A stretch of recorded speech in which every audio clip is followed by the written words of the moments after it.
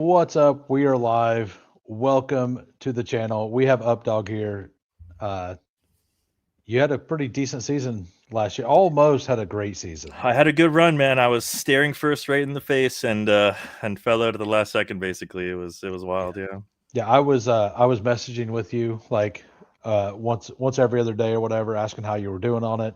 Uh, Another friend of mine had a team in the Dinger Finals. They were top 10 for the first whole week.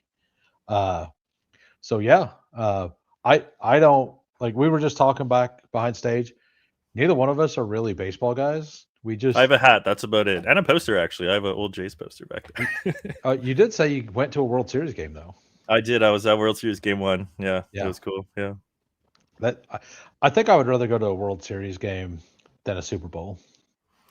Yeah, it was electric, man. It's something I've always wanted to do, and it's like I grew up with the 92, 93 Jays. I mean, I don't remember it. I was too young, but like Joe Carter. I grew up around that sort of that ethos, and it I was so cool to be there. Yeah. I actually watched baseball back then, and I did Yeah. like Joe Carter. Well, I mean, So I was watching baseball in like the steroid era, like the McGuire, Sammy Sosa era. yeah, Like that was take me back, take me back. That was sick. But I got super detached over the years. I mean, I did play baseball when I was younger, but yeah, yeah, we got a young Ute in the chat here, but yeah, I'm a Toronto boy, still in Toronto. It kind of sucks for best ball because I have to do my cross the border stuff and jam slows, but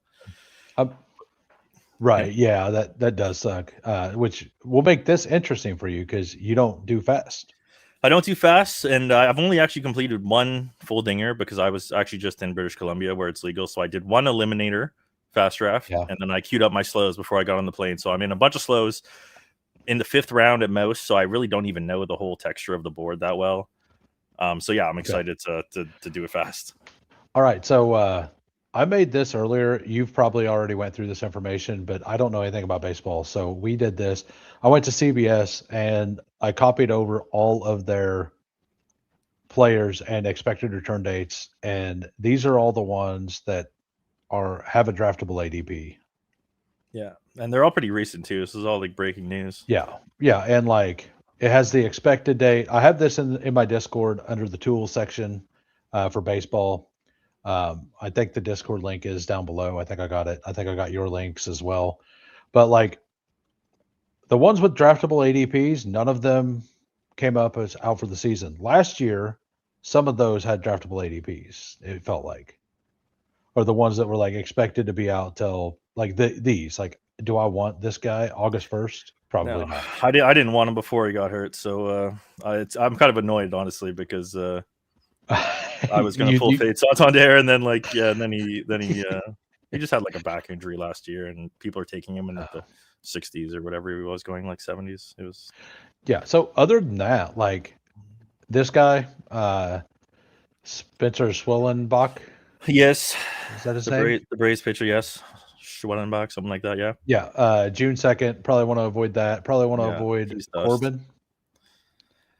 Maybe he's a really good pitcher though, but is he? Yeah, you don't have. I don't know. I don't know where the ADPs are. So okay, like these are just names kind of to look out for. Yeah, Waldrop was recent. The holiday stuff is not. It's fine. He's still draftable, I think. Yeah, and then the other late one was, I think that was it. Yeah, Garrett Cole. An interesting one on that list. Where was his Lourdes Gurriel? He's a guy that I've taken a lot of every year, and he's totally free now. So I don't know. He might be an interesting. This one. Yeah, he's an outfielder on the Diamondbacks, I think, right? Yeah. Yeah, nice. He's a guy I've always kind of liked, and he's popped a few times for me, and I don't know. I'll probably find my way into some punt Gurriel shares because he'll be back for the playoffs. Yeah, and then just because like I said, I'm not a baseball guy, I looked this up, and this is just Odd Shark's projections for what team should have the best offenses. And like we got league average here, and then these are the ones that are supposed to have the best offenses. So these are probably the ones that like most likely will do the best in this style. Like when you're drafting your outfielder and infielders, obviously, like correlation still matters. It'd be the same principle as in the NFL, stacking up the Lions or whatever. For sure, but those guys are always like priced pretty high though. Like you'll see the top players that are like in ADP are going to be the best players on all the teams at the top of the board here. That's just like the way it works. Yeah. And like some of the bad teams, like Cincinnati, for example, they're pretty far down. Like they have Ellie they're going right under. Yeah. Yeah, they have Ellie going at the 1-2 turn, and then the next guy is like 110 or something. You know, it's like so there's a lot of these teams that are like so they're easy to stack. They're super easy to stack, and people just don't build stacks for them basically. And you also get that effect too, where like teams people think are bad are just good. You know, like the like the Athletics last year. Like, admittedly, that was a huge flaw in my process, not looking into that park more, and being into some Athletics guys, because like, I mean, looking back on it, it seems crazy that we weren't jamming the Athletics in a high school baseball. I mean, it's a high school baseball program, but like in a nice setting. Young up and coming team, and they smash, you know. So there's always going to be that team that's undervalued that no one likes. Like Miami might be a fun one this year. St. Louis, even there's options. I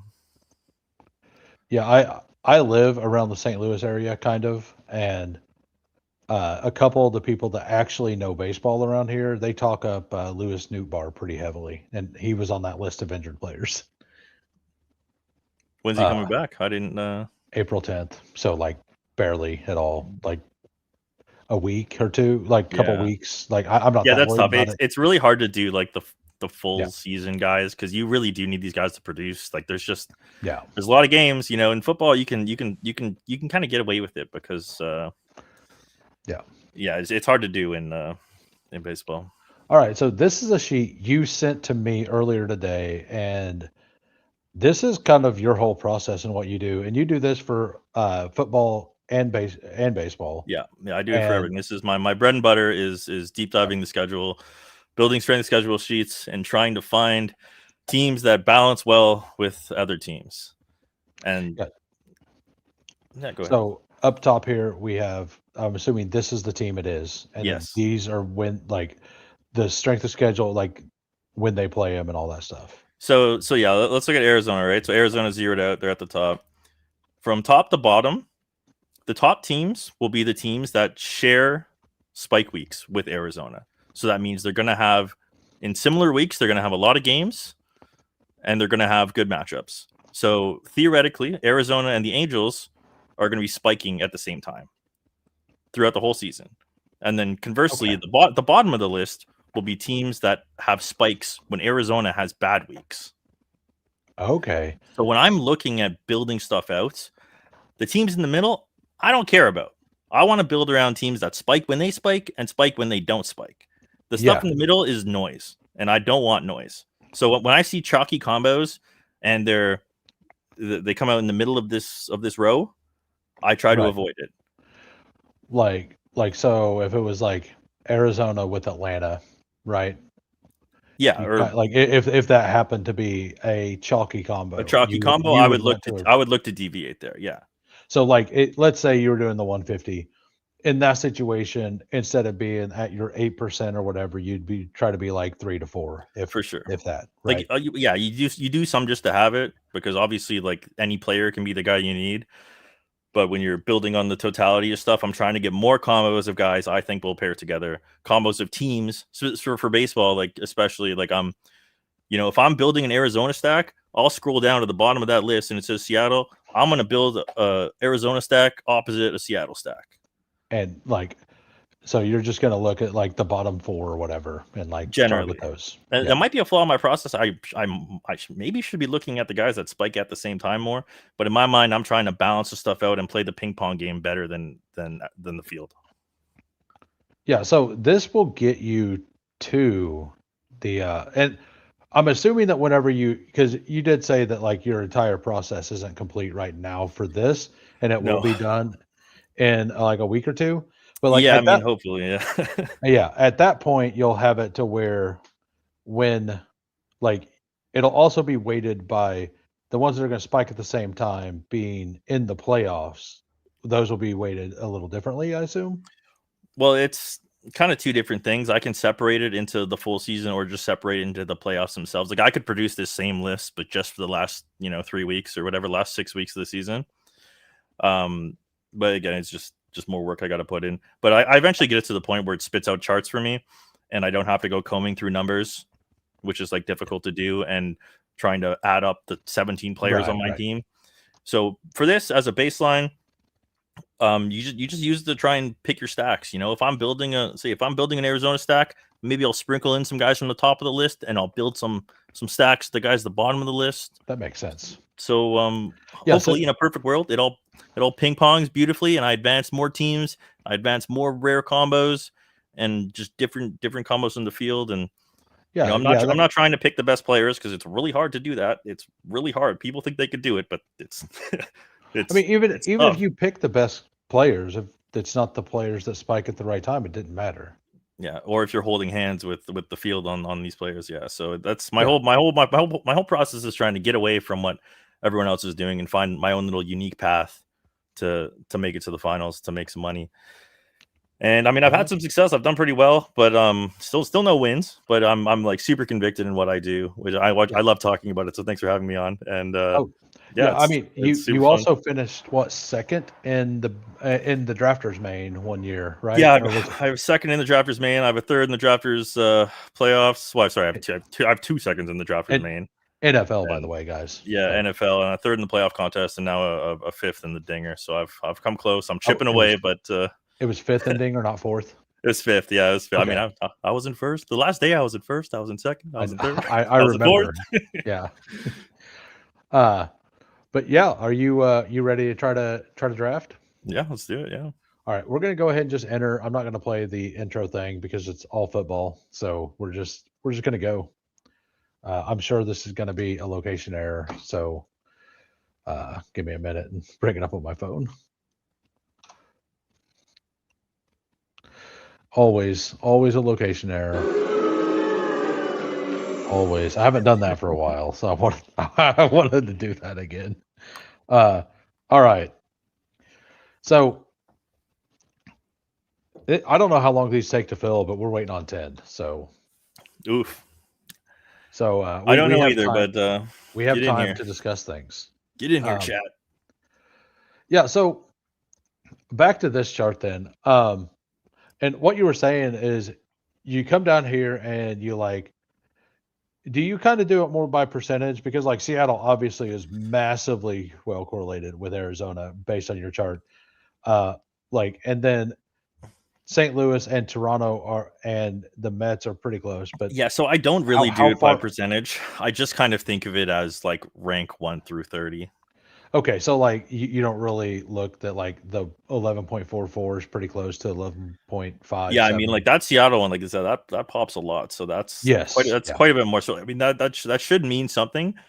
But at the end of the day, it's like I also don't want all my teams to have the same stack. So like, you know, I want them with St. Louis, I want them with Toronto, I want them with the Mets. You know, I don't know which one's going to get me there. So and my strength of schedule definitely isn't perfect, right?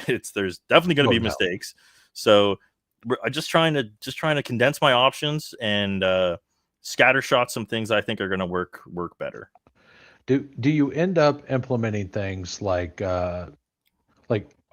is how strong a team's defense versus offense correlated in this at all, or is this just purely? It is, yeah. Okay. So it's park factor, and it's basically last year's results, what they were giving up. Yeah. Draft Orioles says Draft Orioles. I had a little bounce back here for the Orioles. Yeah, I'm in for it. Yeah. What's up, John? How we doing? It's at 8, by the way, so we have some time to fill. So like what I was saying earlier is I kind of like looking at the little things that I looked at last year, and I only done 13 dingers. I just downloaded some ranks and used some best ball knowledge to do things. And I didn't advance any out of round 1 or out of round 2. I got 2 of them to round 2, but I finished second in my pod. It wouldn't have done anything, but I finished second in my pod on the one. I finished third in the pod in the other one. So like they both performed, just not well enough, right? And the one thing that I noticed looking at all the teams all the way through is that the absolute most important thing seemed to be double start pitchers in the playoff weeks. Yeah. And like with that knowledge, to me, it means you probably want to go 8 pitchers, like way more than any other build. And we were discussing that before the show, and you said that. Well, just tell them what you said, like what you found. Well, the guys over at Stacking Dingers, they've really broken this down really well, and the math from previous years or the results doesn't exactly support that. That being said, when I first started playing, baseball, best ball, that was the first thing I noticed too, and the first thing that made like logical sense to me in these playoff formats where the 2-star pitching is like such a huge edge, and an underdog where you get the win and the quality starts, and where pitchers get hurt a lot. Like it just made intuitive sense to me to build like 866 a lot, and that has been my main build through 2 seasons of playing baseball. I 100% subscribe to that. I think it's especially like on underdog, people are kind of wising up, or not wising up, but the meta is to punt pitcher now, and I do think it's the correct play. I do think you want more shots on goal at 2-start weeks. I think you want to spray and pray, and hopefully some of your teams have the right hitters to get you through to get you there and can hold up in the playoffs. But yeah, it just makes sense. The results haven't shown it over 3 years of dingers. It certainly hasn't outperformed like the standard 766. But in my mind, in your mind as well, and I agree, I think you really do want access to as many pitchers as you can and as many tries as double starts as you can. It's just it's invaluable. Like it wins you 1 to 12s or 1 to 10s, whatever it was. While we're here waiting, like this is 2 of 12, 1 of 8, 1 of 9. I believe that's different than last year. It is right? different. Last year and I really don't like this. I don't like the change. I think this is a big problem in best ball. I think these 1 of X final like advancement stuff sucks. You want it to be 2. I want it to be 2 of X. I don't care how big the pod is, honestly. I just want it to be 2, because when your loaded team gets bounced from having an outlier pod, it's brutal. And it like if you're building a good enough team to win, it really sucks that you lost to the RNG gods. And if you double the pod size and make it 2x, like the odds of you getting 2 1% outlier teams just is low. Is super low. So in my mind, it would still happen, but yeah, it would still happen, but just wouldn't happen as much. Right. And so yeah, it was 2 of 2 of 12, and then 1 of 10, I think, last year. So in my mind, every best ball tournament should be 2 advance. I actually think I got to this. We're not there yet. Yeah, we're not there yet in this space. But I'm a pod RNG hater. And I think it's silly that we do this 1 of X stuff. Like with best ball, you do prefer the total points, right? Like I believe. I like them both. I mean, I've certainly had more success in total points. I do think it's a more like true game format in a way, but it's also kind of less fun. So. You can't have them both. So it's good to have 2 different kinds. I don't really prefer one over the other. It's definitely less fun. Like I mean, if you're near the top, it's kind of fun. It's fun. Trust me. Yeah. I was near the top of. So I got 9th in the drafters second chance playoff best ball thing. Nice. And like the Ramonde touchdown basically took me from like 3rd all the way down. So, and if it was Keishon Booty, I think I would have been 1st. He killed me too, man. Oh, yeah. It's fine. Like I was close. I had a sweat. Like that's what we want. Like I wasn't mad about it. It literally got me to where I was like $30 up on all playoff best ball. But I might have first was 5K and what I won was 300. Because I don't love the playoff best ball stuff. I think it's like the most RNG heavy. I love it. I really want to get more into it. Honestly, yeah. I'm pretty lackadaisical about it when I do it. I'm not really as dialed in as my full season stuff, but I think there's definitely a bigger edge in the playoff stuff. There is. Yeah, I think it's super fun, and I think a lot of people treat it like me as like not as serious as they do the regular stuff. But I honestly think most people should flip it because there's more edge and more ways to win in the playoff stuff. and it's less kind of there's less chaos, right? Like there's not infinite players and infinite probabilities. There's like narrower paths, and from like a game theory perspective, I think it's like if you were doing this as like a super serious best ball grinder, I would think like maxing and focusing on playoff stuff would be like a good thing to do, honestly. Yeah. I kind of I don't really agree with. By the way, we're only waiting on 3 for anybody who wants to do a dinger with 2 people who have no player takes. This is like basically I have a couple, but it's well, we it's talked more about so biased from past years, not really like we fun. talked about one of them before the stream. About the Connor Griffin. Mr. Griffin, yeah. Yeah. Like I know like 12 names. Did you see the thumbnail, by the way? Yeah, it was nice. Yeah, I found it humorous. But yeah. Pepper Tony says that's an interesting point, but I sort of disagree with the playoff contests are open so early, which introduces more uncertainty in dead teams. Like it does. Like I disagree for other reasons, but like that's part of it. I like the second chance stuff.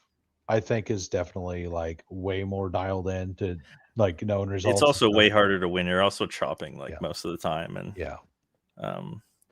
well, like the early best ball stuff, like if you just take the teams that are like guaranteed to make the playoffs and ignore the Lions and Chiefs, like because everybody's out there drafting Lions and Chiefs like they were going to make the playoffs, and there's always 4 or 5 teams that everybody's like that, and if those teams make the playoff, their odds of winning are super low anyway. Yeah. Right. I mean, like this was a kind of weird year to reflect on the early stuff because the teams that made the semis were all like high seed teams.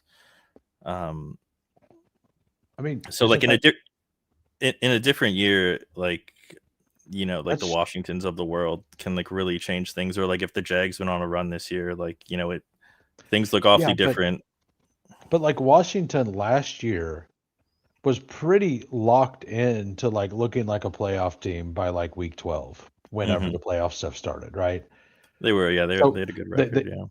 They were pretty solid there. And like this year, it was like everyone was all in on these teams who had been good, like the Ravens, the Chiefs, the Lions. The Lions, like, all 3 of those were just getting taken over and over and over again. Yeah, I mean, it's like what Pepper Tony was saying was like the early stuff introduces so much like randomness, but like that's what I feel like is attackable, right? Is like if you're doing this stuff seriously, like unfortunately for me, I did all my stuff late because I can't really be doing this stuff like all the time in Toronto. But like I'd be, you should be getting in lots of volume early. You should be mixing in some teams that aren't going to make it, but like also building some super teams, So and then those pods are also way easier to advance out of, right? When you're in these early pods with half dead teams, right? Like all my teams, they're competing against all live players in the first round, so it's tough. Can you not? Okay, sorry.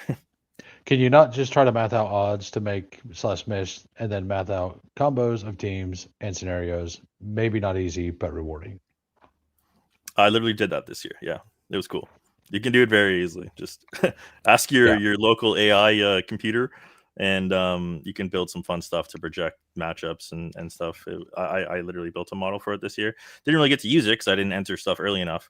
But you can get early percentage odds on combos. Like it's actually kind of tough because the percentages are so like there's so many probable brackets early that it's like. Even taking the top projected brackets, like they're just going to be wrong, like 97.8% of the time. But it's certainly something you can do, and like I literally did it this year, so it's definitely something you can do, and I would suggest you do that if you want to get into this early stuff and try and math out the bracket. I wasn't really doing the early best ball stuff. I did one single team, and I actually went in to do a Ravens team, but I did it differently. Like. If I was to play, I would have attacked, and I did this in the post after, or the second set as well, and that was I attacked Chicago because everyone hated on Chicago, and they were a really good team. We're waiting on one now. And like Chicago was my big stand too, and it did work out. The winners actually all had Chicago. Basically, they were like kind of the skeleton key this year.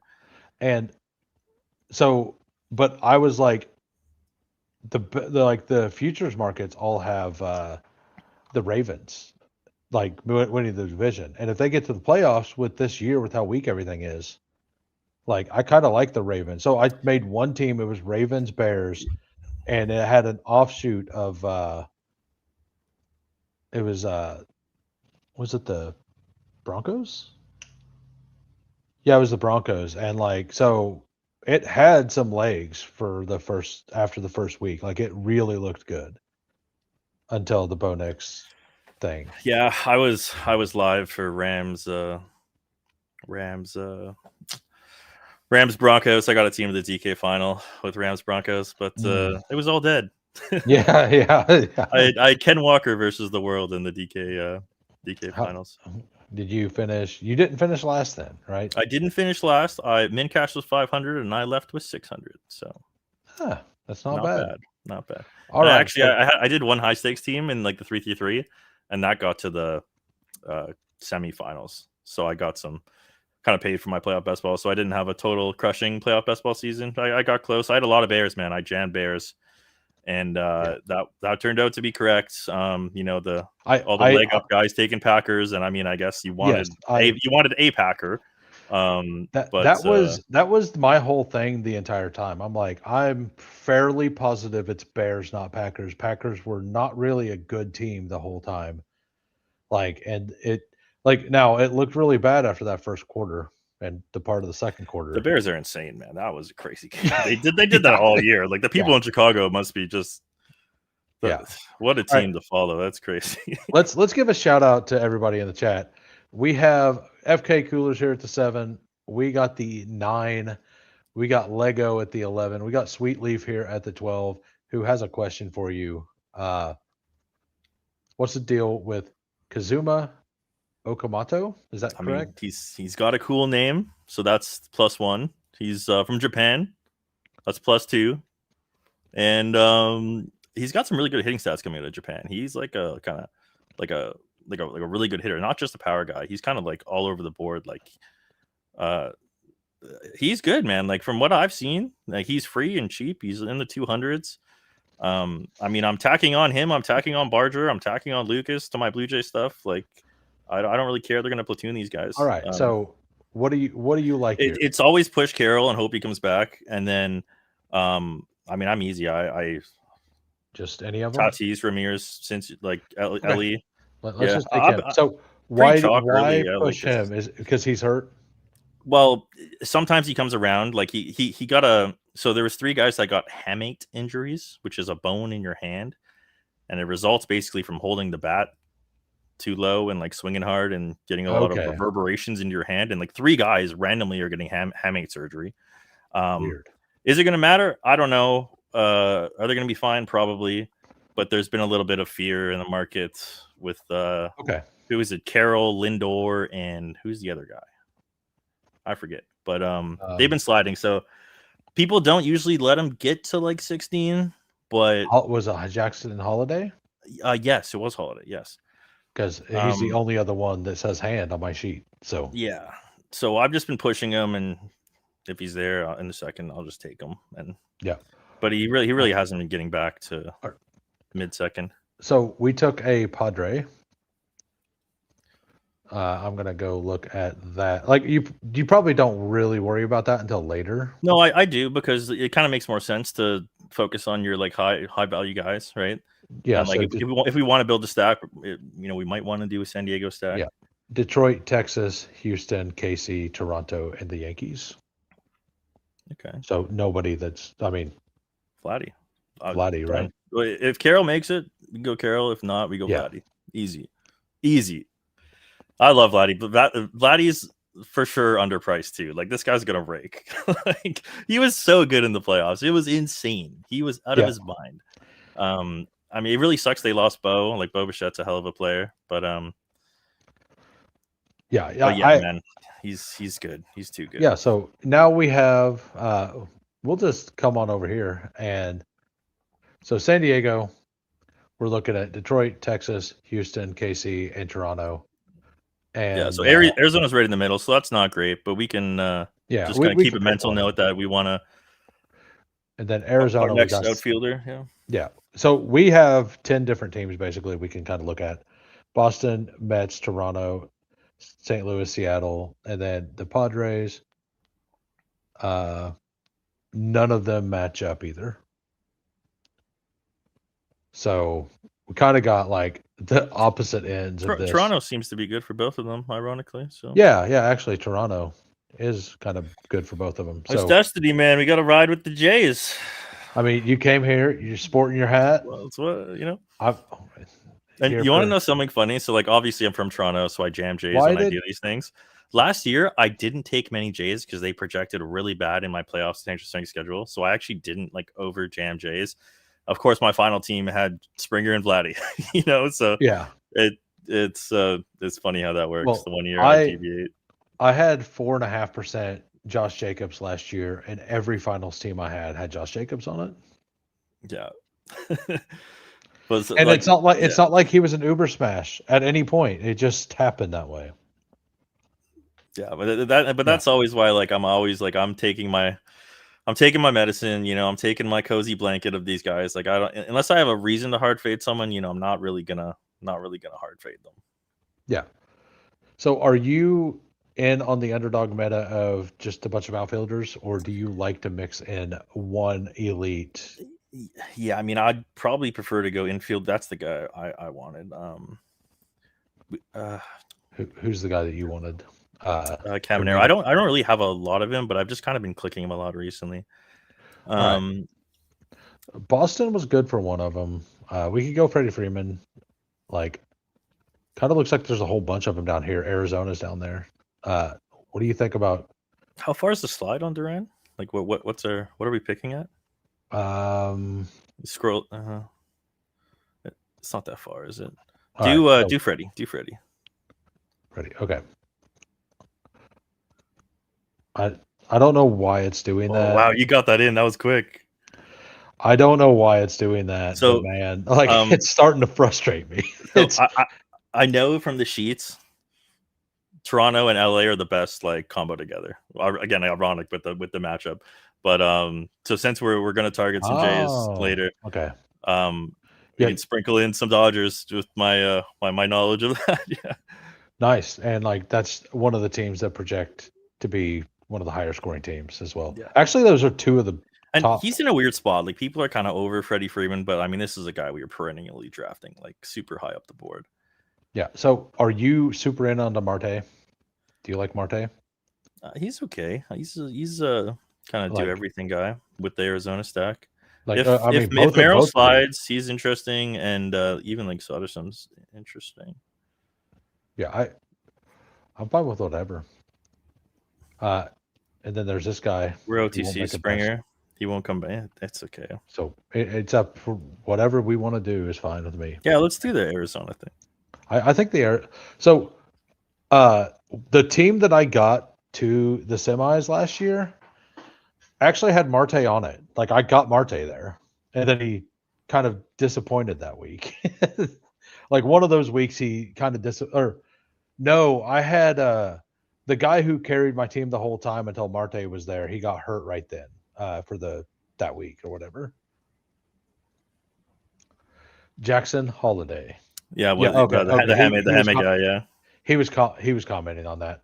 How we doing, Harry? By the way, welcome to the channel. You're not going to get a lot of baseball knowledge here, but like, we are doing best ball stuff. Ball knowledge is certainly limited in the baseball streets. Yeah. But say I was pretty good at baseball. It was probably my best sport, honestly. So I can pick apart some stuff, but I just don't watch enough, don't know enough. It's we're just, luckily they list the players from best to worst right in front of us. So that's a good tool. Yeah, and like, so what do you think about this? This isn't normal, is it? Like, I just kind of glanced over. It is. Is it? Okay. I just kind of glanced. He goes in that range, and like he's never making it back, right? So it's fine. Yeah. So I had a guy that I work with is like really big into baseball and actually pretty knowledgeable on the actual players and the takes and all that stuff. And I would ask him about players on my team. I'm like, hey, who's this guy? Because I was just using some best ball stuff. And Pete Crow Armstrong was on one of those teams, actually the Marte team. He had a crazy year last year, man. He super hot and then super cold. It was super. I didn't have any of them. He was crushing me for most of the year. Yeah. So apparently, what happened? This guy said is that he kept trying to play through an injury that you don't play through, and that if he doesn't sit, kind of like the Brock Bowers thing in the NFL, if you don't sit, you're just going to continue to not beat yourself. Yeah, you're just not going to heal. Yeah. I don't know how true that was, but this guy is a baseball guy. He knows more than me, so I'll take him at his word. He played baseball for a while. He was really good at it. So I will trust that he kind of understood what was going on there. And Harry here sounds like they kind of know things like that. But that's why he was I was like, man, he was crushing. Now he's not doing so much. He's like, yeah, he's been trying to battle through this injury. And he shouldn't. Yeah, and they were competing for the playoffs too, right? They were in the mix. So that makes sense. It's going to happen. All right. So we were also talking that taking the pitchers up high, even if and this is before the stream, even if we took a pitcher reasonably high, I'm still wanting to do 8. Even if we got, I still want to go volume. I'm so rarely doing 6. 6 is if I'm getting crazy and taking 3 in the first 10. All right. So what do you like here? We have the stack of Arizona. Perdomo's there, but if Austin Riley comes back to us, I think we just take him. Okay, Seattle. He's just a good infield. Oh, I don't know. Maybe we just go Arizona too. I mean, do you want to just build the mega Arizona thing? It's up to you. I'm fine either way. Is this a pretty big discount? I take it. Well, I don't know what pick we're at. No, it's not really that big of a discount. So 57. We'll just do that.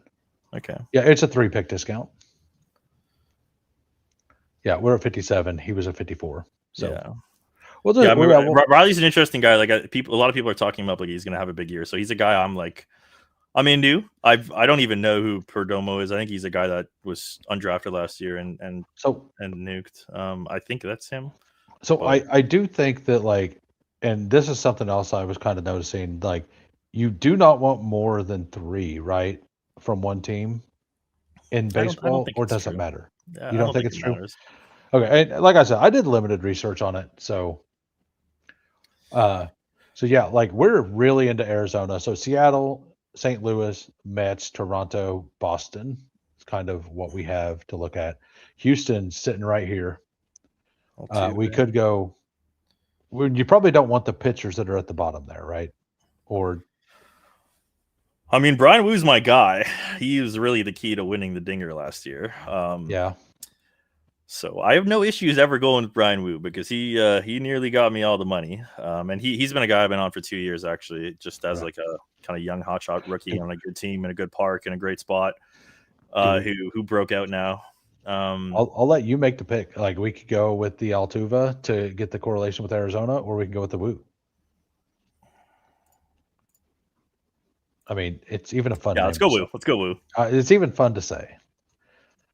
Altuve's old. He's dust. I need to start. I need to start instead of clicking and dragging, hitting that to remove him, since it's becoming an issue. That'll be better. Trout's also a fun guy too. I'd go Trout straight up over Altuve.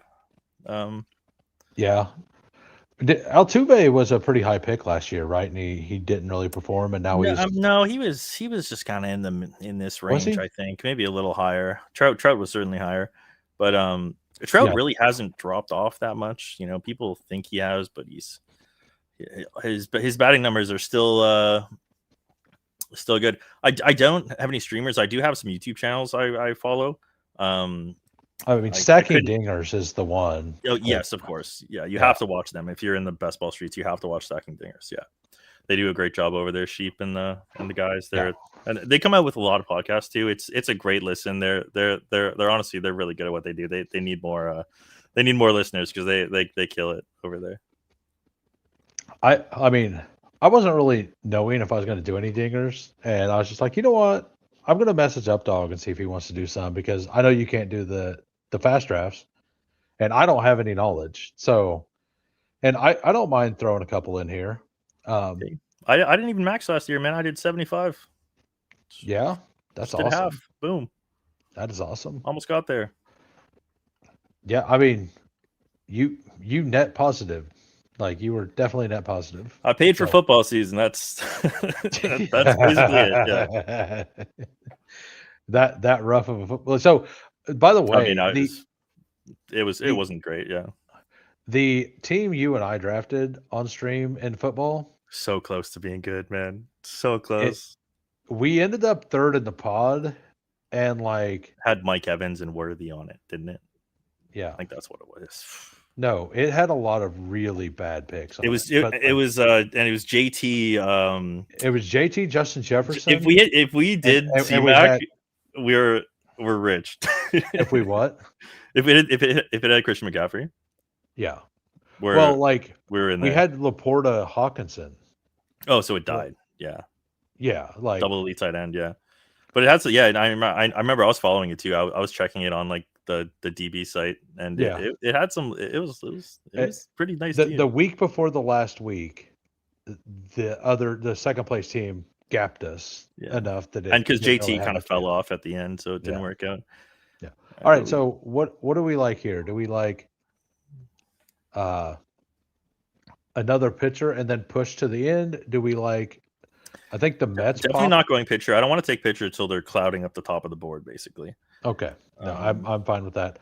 I think he popped with Arizona. Yeah, the Mets kind of popped with it. Yeah, Mets did for sure. So, do you want to do that?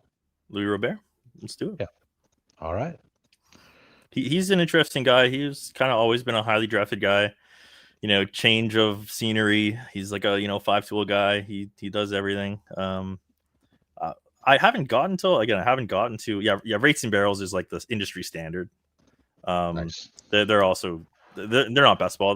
Not 99% of baseball fantasy content is roto leagues, which are hard for us to digest because they're drafting one of every position, like first base, second base, third base. Yeah, and their ADP is all skewed. But what's his name? Ari Cohen, I think, is the guy, and he's he knows ball for sure. It's I listen to Race and Barrels. I listen to Stacking Dingers. That's about it. I have some fun YouTube channels I watch that break down stats and are being cool. But was Washington. So we're Cincinnati spikes with Arizona. Yep. Yeah. And like you said to mix one or two of those players. 100%. Right? Yeah. Yeah. So you want to just do this? Let's do it. All right. Eugenio Suarez, I assume. Yeah, he had a good run last year too. I think this is the right guy I'm thinking of, but he was getting like super discounted in like the middle of the year, and I was like gobbling him up on a dip. Like I still don't know anything about the guy. It might even be the wrong player, but he had a good run out last year. So the rankings I had this one player who was injured, who was it Woodruff? Yeah. They had him ranked at like 85, and his ADP was 180. I'm like, what did I download?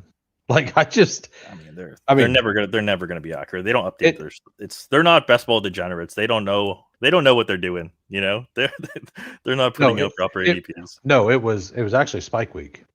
Oh well, them too. I love those guys, but they're not baseball focused. They're not updating their stuff regularly. Almost nobody is. Nobody puts out stuff for this. They are very. I'm making my rankings and I'm not adjusting. Right. Yeah, I mean, it's just Eric shooting his shot basically, and he's one of the best, man. I love the dude. I talk to him a lot in the Discord. He's super sharp, and his rankings are just his opinion, and he sticks to it. And he does not adjust for what the market's doing. Well, in baseball, he's not just not going to adjust it as much. In football, he certainly does, but it's not going to be as like day to day, week to week updated. But he certainly he gets stuff out there like almost like Evan Silva does. Like I'm gonna shoot my 150 out there, Yeah, and like even though he ranks them like that, he will tell you not to draft it like that. Exactly. Like, it's not meant to be pasted over the ADP list. Correct. Yeah. And you should never do that. By the way, people that do that, you're trolling yourself. Like you got to play around ADP. All right, so it's all pitchers now. Yep. That's what we want to see if we want to get into some pitchers. And no Toronto anywhere. No. No, right, we kind of missed. Maybe we should have went Springer, but we can do some fun Jays guys at the end if we're so inclined. Okay. Did you mind just hitting the right arrow over at the so the pick slide, like at the far right, just so I just keep losing track of where we are. Like it just messes up all the time for whatever reason. Yeah. Okay. Like, nice. Like I wanted to look at what was here because I don't know. Like in football, I know what's here and I can look at this and I know who's coming and who's not. Right. Okay.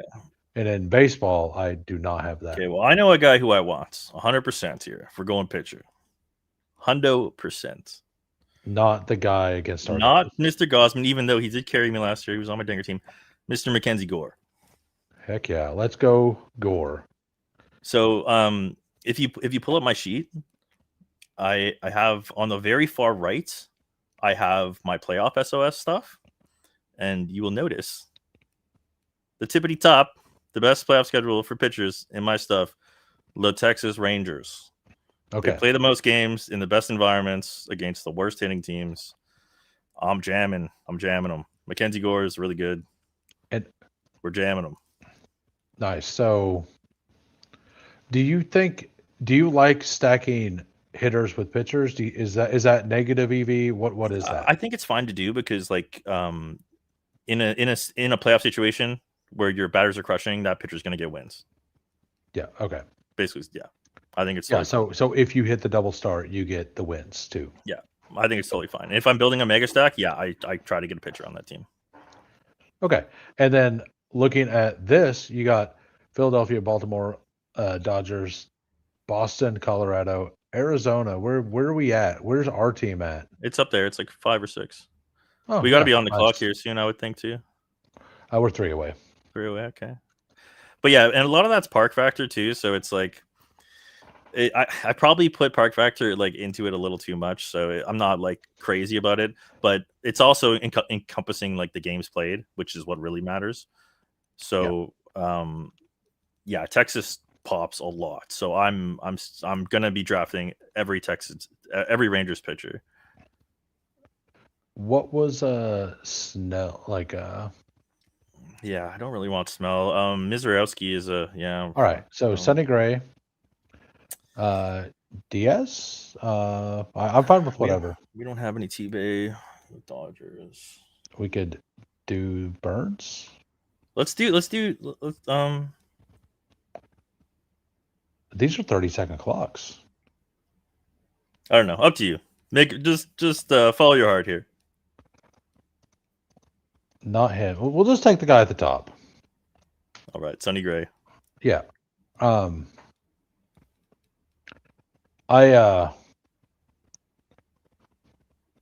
don't like I said, I don't know much about these guys. Conversely, you said apparently is the worst team in my playoff pitcher SOS. Do what? So we got the best of both worlds. We got the best and the worst. So Blake Snell, you said you didn't want, and I was like, I'll take this guy, but then we don't want that against Arizona, right? Yeah, I mean, it's not like that doesn't really matter. It's not like they're playing against. Oh, yeah. Again, the pitchers are going to be a totally different thing. I mean, yeah, I love Gausman. I would have taken Gausman. It's no problem. But Sonny Gray is kind of weird. Like I'm not really into him. He's kind of like late in his career, and he did pop in the playoffs last year. So and he's not pitching at a very good park, but it's fine. He's an arm, and he could be really good. So I kind of feel like I think I want to like focus out on either like outfield or infield for a round or two. Yeah, 100%. I And think we're punting build pitcher now. and then punt pitcher and then build, because if we want to get to 6 pitch or 8 pitchers. Oh, my boy, you like, savage. We should have went you savage. Savage. The Jays like second year player. No, that's good. But yeah, so like we have 3 pitchers. I don't like this is what happens in the window, right? Like there's really only pitchers to choose from here. So basically everyone loads up on pitchers in the window. It's, okay. That's why the whole list is purple. Yeah, so it's good. We got 3 good ones. Yeah, so let's just click them off. Yeah. And ignore that. So obviously that would be nice. Yeah, that would be nice. I don't think he'll get back, but he might not. And what else we got? We got Cincy, we got San Diego, we got the Mets, we got Dodgers. I was surprised when I was looking at the offense stuff, like Colorado was like at the bottom. But like they play in Colorado, so you never really want to have like. No, they're up there. I mean, half their games are on the road, so like it's right. only half their games are in the best park, but they still grade out. They still grade out good. I mean the MLB offensive stats that I was looking at had Colorado gotcha. next to last. Yeah, I mean they were just so bad last year. They were just awful. Yeah, they were like the worst team in the league, basically. But like they're also a team that like taking a random player on, like they could absolutely pop in a single week, like in a playoff scenario because of the stadium. Mm-hmm. So yeah, he did not make it back. What do you want to do? Like kind of go with a outfielder probably? Or is there anybody specifically you like? I would say, yeah, either Doyle or Rafaela. Doyle or Raffaele? Let me just have a look at steers. I'm looking as well. Do Rafaela. Do Raphael. Got it. Rafaela. Sedan. He was a guy that was like undrafted last year who well, I guess that's not true. He was getting drafted. Roman Anthony was like they were both deep cuts and they both did well. I was on both of them. The Spike Week guys, shout out them. They were Roman Anthony stans. They got that one right. They know their stuff. They're pretty sharp over there. They were also Spencer Steen or something Steen or Steer or something like that. Yeah. He had a weird year. Yeah, like the weeks he played, he seemed really good. He was good. He just got hurt. Yeah. Yeah. Get that guy out of that queue. What's he doing there? Who? This guy? Yeah. I don't know. I just get Santander out of there. He was the injured guy, right? I see a guy. Scroll back down. One of my favorite players to draft. Yeah. Do you know who Kerry Bonds is? This guy, right? No, this guy. Yeah. Who? Kerry Carpenter. Oh. So people don't like him because he gets platooned, but 26 home runs at this point in the draft. He hits nukes, and he's like a little guy. The cool thing about him, and this is like my first year of basketball, one of the things I did to get an edge is I deep dove. Yeah, of course, sniped. Do you like? What do you think on Trevor Story? It gives us a little stack. Yeah, we did the ball. Yeah, and we have Boston pitcher too. Let's do it. Yeah, and we have Arizona, which is like their 5th best matchup. Yeah. So Kerry Carpenter. Snipers in the chat.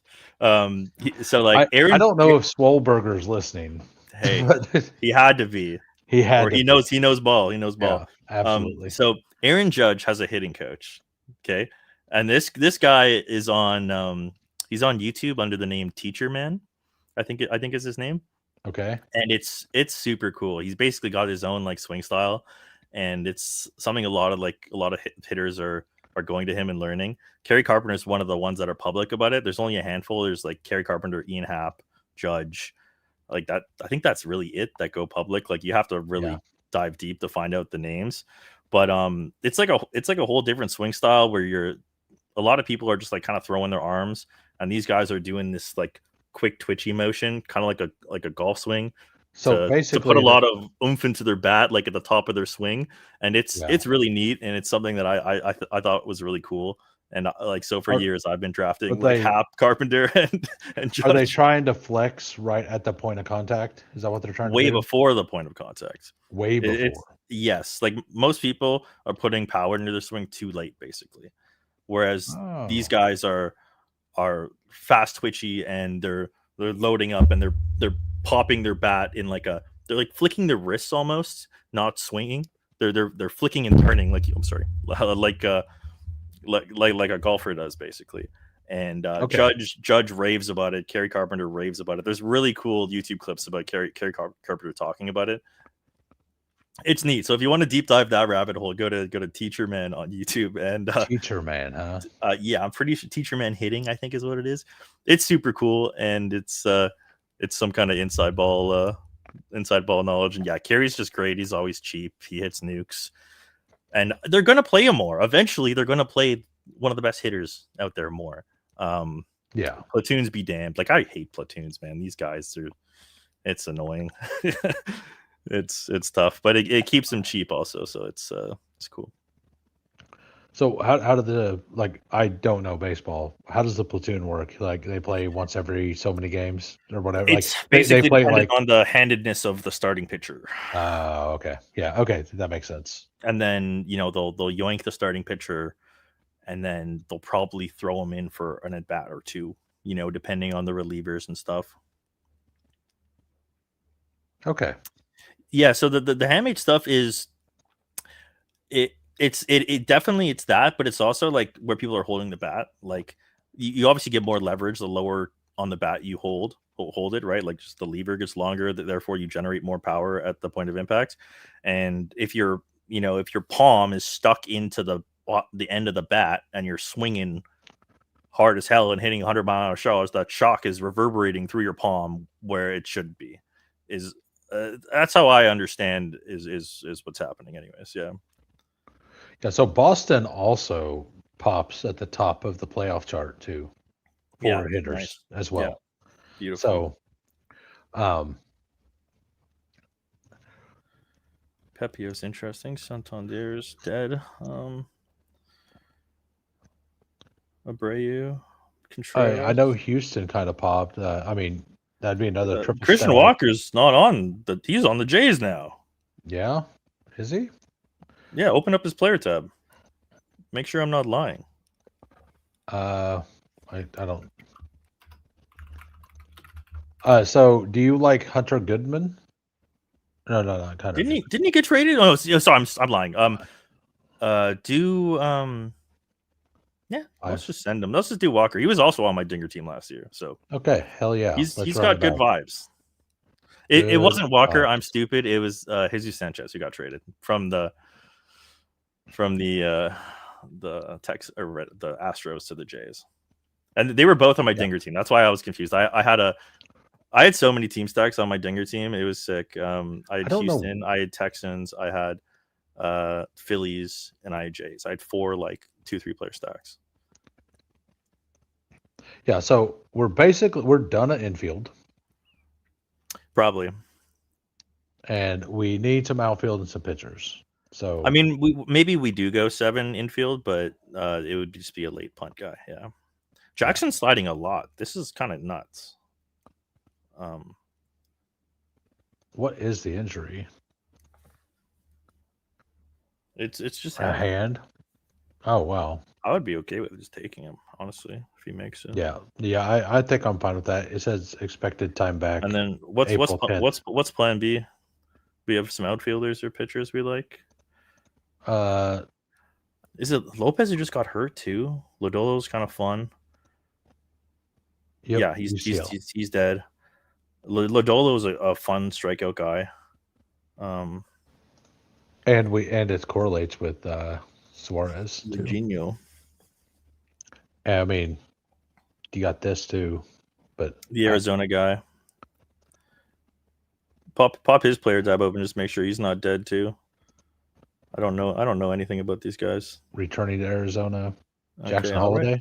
Yeah, let's do it. Just do it. Yeah. All right. So this seems too cheap. I don't care. Like we have the infield like depth for it to be okay. Yeah, and even though I really want to go 8 pitchers every time, this isn't the build because we got 3 like decent pitchers early. It's fine just playing this standard, and now we just mark off out. We just no infield, and we just we finish the team. Yeah, and I assume that it'll. I mean, you would never go only 6 pitchers, right? Or do you? I mean, no. You can do it for sure. Okay. It's just like anything, it's capital dependent. Like it's totally fine. I had so much success; it all blends together. Save our pig. Yeah, I'm not too worried about this handmade stuff, man. It was funny. I was actually my sister's a doctor, and when this news broke, I was chilling with her, and I'm like, "What's a handmade?" Yeah, she's like, "It's a bone in your hand." I'm like, "Okay, cool. What is that important?" She's like, "Yeah, it's a bone in your hand. It'll be fine." All right. So that's the inside medical prognosis. Nice. Like, what kind of doctor? Like, is she a doctor that would know about the hand? Well, I mean, at some point, no, she's an emerge doctor. Okay, so okay, she's not a sports therapist or anything, but she knows stuff about things that are medical related. Well, if she was like a nose doctor or whatever, like a specialist, it'd be like, I mean, not that they wouldn't know more than I would, like she's probably diagnosed a broken hamate before. She's probably seen it in real life. So it's a good. I like to pretend I'm a doctor, but really just my sister is. So yeah, this is a good question. Have you ever? What do you think about the 8 starting pitcher in the eliminator? Like, my initial feel is that it matters way less. Yeah, I would think so too, because it's less of a floor play, it's more of a ceiling play. And in the elim, you don't really need to search out the with the 8 with the like 6 of 8s and all that. Like, you just have to not be last. So somebody else in your pod's not going to have double starts every week. Yeah, it's probably I'd probably lean less, but yeah, it's all capital relative. You could certainly do it. Yeah, and I love the eliminator. Like, it fits perfectly for what I'm trying to do, like balance my rosters out. Yeah. Am I playing MLB Best Ball Eliminator? No, I'm not playing the $5. I just can't jam those drafts. I have to focus on the mains, and the big elim was like 10K to first or something. Like, it doesn't even get my blood going. So I did one just to say I got in there, and that's about it. I plan on doing like 10 to 20 of them because. Yeah, I mean, if I could sit down and do a fast, I would be in the streets for sure. I would. I just can't. I can't load up the slows and have like all these things ticking. It's rough. So, not pitchers, outfield, Lobos is dead. Both of those are dead. I hate him too. Swellenbach? No, he's hurt. Garrett Cole's hurt too. I think. Open up his thing. Isn't he? He's hurt. Let's do Sheehan, because we passed on Dodgers pitchers before, right? Did we take one? Nope. No, let's do it, because he's like a contingency guy. Like, if something fails in the rotation, he's going to be in a 5-pitcher rotation, right? Like, okay, if the top guys go down, he's like a young stud. This guy, like, if the top pitchers go down, like he's going to have a shot, and the rotation isn't going to be this 6-pitcher mess that people are assuming it is, right? So it's like contingency, like a lot of contingency upside for him. Like, it could be a 5-man rotation, and he could be a good young player on the Dodgers. I was trying to do this, and apparently I can't do it right. There we go. Dominguez is like a really rough guy to click. His projections are awful, and I don't know. I just don't like him. I mean, what do you think of this guy? No, I mean, we just did it. It's kind of following the same thesis, but he's not even penciled into the starting rotation. Shane Smith is an interesting guy, even though he's on the White Sox. McClanahan's interesting. I've heard some good things about this Shane Smith guy.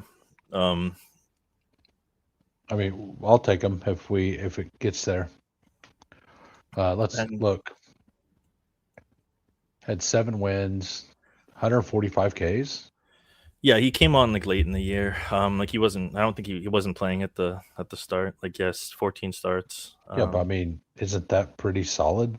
It's on the White Sox. That is solid. And like 7. He was 7-7 on the White Sox. Yeah, and like 145 Ks if you only played 14 games seems pretty good, right? That's 10 a game. I like it. Yeah, I like it. Okay, we do have to find some good outfielders here, though. This is like we're probably pretty thin at outfield. Oh yeah, yeah. So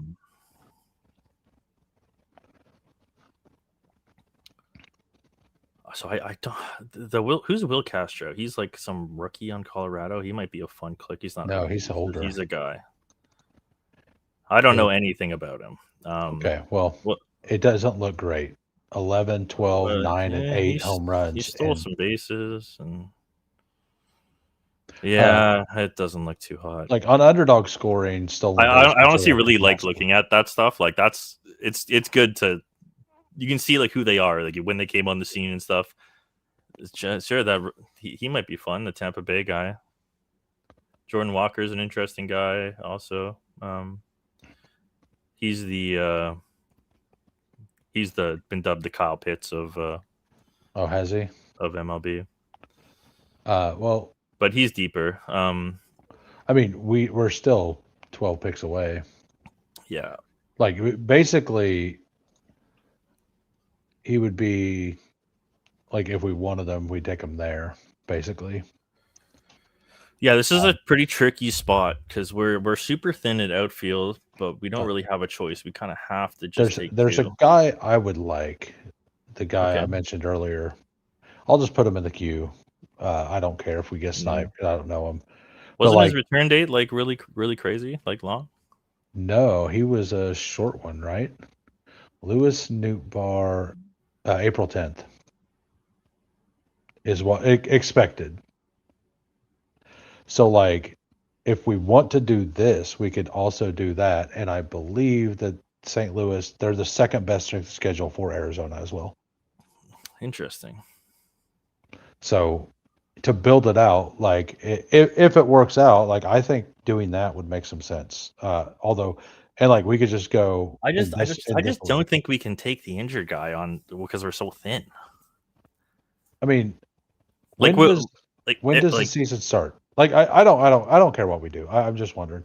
Like the season start, it'll miss what, like 2 weeks, maybe 3. Okay, I'm stupid. Yeah, no, it's fine to take. So don't worry about Walker. I want this Chandler Simpson guy. I think we should take him. I don't know who he is, but he's young. Oh, yeah. He might be good. Oh, that's a lot of stolen bases. And we'll grab Nudie, I think, later. Yeah, I mean we could take him next, or like even wait till the next one right here. Like if he makes it there, is he 230? Yeah, he's 230. Okay, and then what are the pitchers we're looking at? Pablo Lopez. Bunch of bombs. Yeah. Okay. Yeah. We'll just do him next. Is there any? You were talking about a deep dive on a Jays guy. It would be Lucas, but he's also going to be platooned, and it's not a Jays stack. I mean, like I know we talked about doing the Jays thing, but it's sometimes it doesn't. Sometimes it doesn't work out. Yeah. Sometimes it just doesn't happen. Yeah, but I mean, we're going to go 7, I assume, pitchers, and stop at 6 outfielders. Yeah. Okay. Yeah, that's what we have to do. So knowing that we're getting the 2 pitchers, we probably just take the outfielder now. Yeah. Because it's not going to matter. We'll find guys that we like, so we might as well take the outfielder that we're set on. Agree. Plus, some of the other Dodgers have starting pitcher an ugly injury history. Yeah, it's interesting. Like I don't really know anything about Sheehan. I just know people like he's seems like a good prospect, and he's going to be in the rotation. And yeah, if everyone's the only reason he's so cheap is because people are assuming it's a 6-man rotation, which it will be. but chaos happens, and by the end of the season, it could easily not be. I see what you mean, because Carroll's going to be hurt at the beginning. Yeah, Carroll's going to be hurt. Yeah, it's a little tight, but it's fine. Well, it's questionable for the start of the season. He'll be out there week 3. It's not a big deal. Yeah. Can someone in the chat tell me how good Chandler Simpson is, please? Because I don't know who he is at all. But I mean, I hope he's good. He's a year 2 guy, and he looks. That's good. It feels like he's really fast based on those stats, right? Young, fast, right? Like 44 stolen bases on. Doesn't really have the juice. It looks like hitting a lot of singles too. Yeah, 105. So he was on base basically where he could possibly steal 120 times, and he stole 44 bases. He's like an Ichiro out there with he's just hitting singles and getting steals. Yeah. That's interesting. Well, I guess Ichiro's anyways. So Schwellenbeck might get to the point where we want to take him. Isn't he not dead forever? No, he's dead forever. Okay. Elbow procedure. He's dead. He expected to be out until at least June 2. Yeah, he's dead. Dead enough, I think. Well, that's like re-injury risk kind of stuff too, right? Yeah, it's just bad. He ran a 6.53 60-yard dash according to Google. Okay, that's good, right? It does that. Okay. I mean, all right, Pepper Tony, we're cooking. Absolutely. Okay. He's better than Xavier Edwards was last year. And I click Xavier Edwards, so that means we're doing good. Look at that. We're learning ball. Look like I appreciate the real ball knowers are in the chat for this stream. So thank you guys. They're not they're Google knowers. They're answering your questions with Google. I think it's more than I can do right now. Hey, that's all good, right? All right. So we need to find some fun pitchers to round this team out. I definitely know one. I don't want to spoil him just yet because we can go as deep as we want. Let's go to this guy, Taj Bradley. Dude, he's still in Tampa Bay. It's Minnesota. I think he was on Tampa Bay. Minnesota. Let's look at our handy dandy sheet here. No, they're kind of bad. I was just scrolling and clicking, seeing what we came up with. I mean, I've clicked him for years now. This guy was a guy that Spike Week was really on last year. Yes. He was real. They were really on him. What's he doing here? How deep is he? 2.38? Yeah. Yeah, get him in the queue. Do you want to just take him? Or do you want to take your guy? My guy's higher. Let's take your guy. What's Logan Henderson. All right, let's do it. That's my guy. What do I know about him? Almost nothing. But he plays in the Brewers, who have the most playoff games out of anyone. They're second to Texas on my stuff. And so there's actually 2 guys late that are on Milwaukee that are both super interesting. Henderson and Quinn Priester. Okay. Priester is the guy with pedigree. He's like a former first-round pick. So that's always kind of something I'd like to see. More of a that's fine. Steals are good too. They're good for us too. But Henderson is like the younger of the 2. He's only got 1 season under his belt, and a couple of guys I really respect in the Spike Week Discord. I was just like, who's better, Prester or Henderson? And I'm like, isn't this guy's a first round pick? This Prester guy, shouldn't I lean towards him? And they're telling me that this Henderson guy is pretty sharp. So because of my SOS stuff and because of the games played and et cetera, I'm just gonna jam this Logan Henderson guy. Spencer Arrigetti's a good pitcher too. I've heard of him, and that's wild. Is he a middle reliever or something now? I got hurt last year, I guess. Verlander? No, he's dead. Everybody's heard that name. Houston.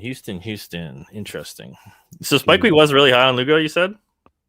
I think last year they were. Well, last year. Last year's not this year. Yeah. What do you want? Okay. Let's do Arrigetti. Sounds good. Fun name. Good Absolutely. Italian kid. Shout out to the Olympics. You know, we got quite the hockey games today. I don't know if you watch hockey, but oh man, some tight ones for Canada and the US. They barely got out of there.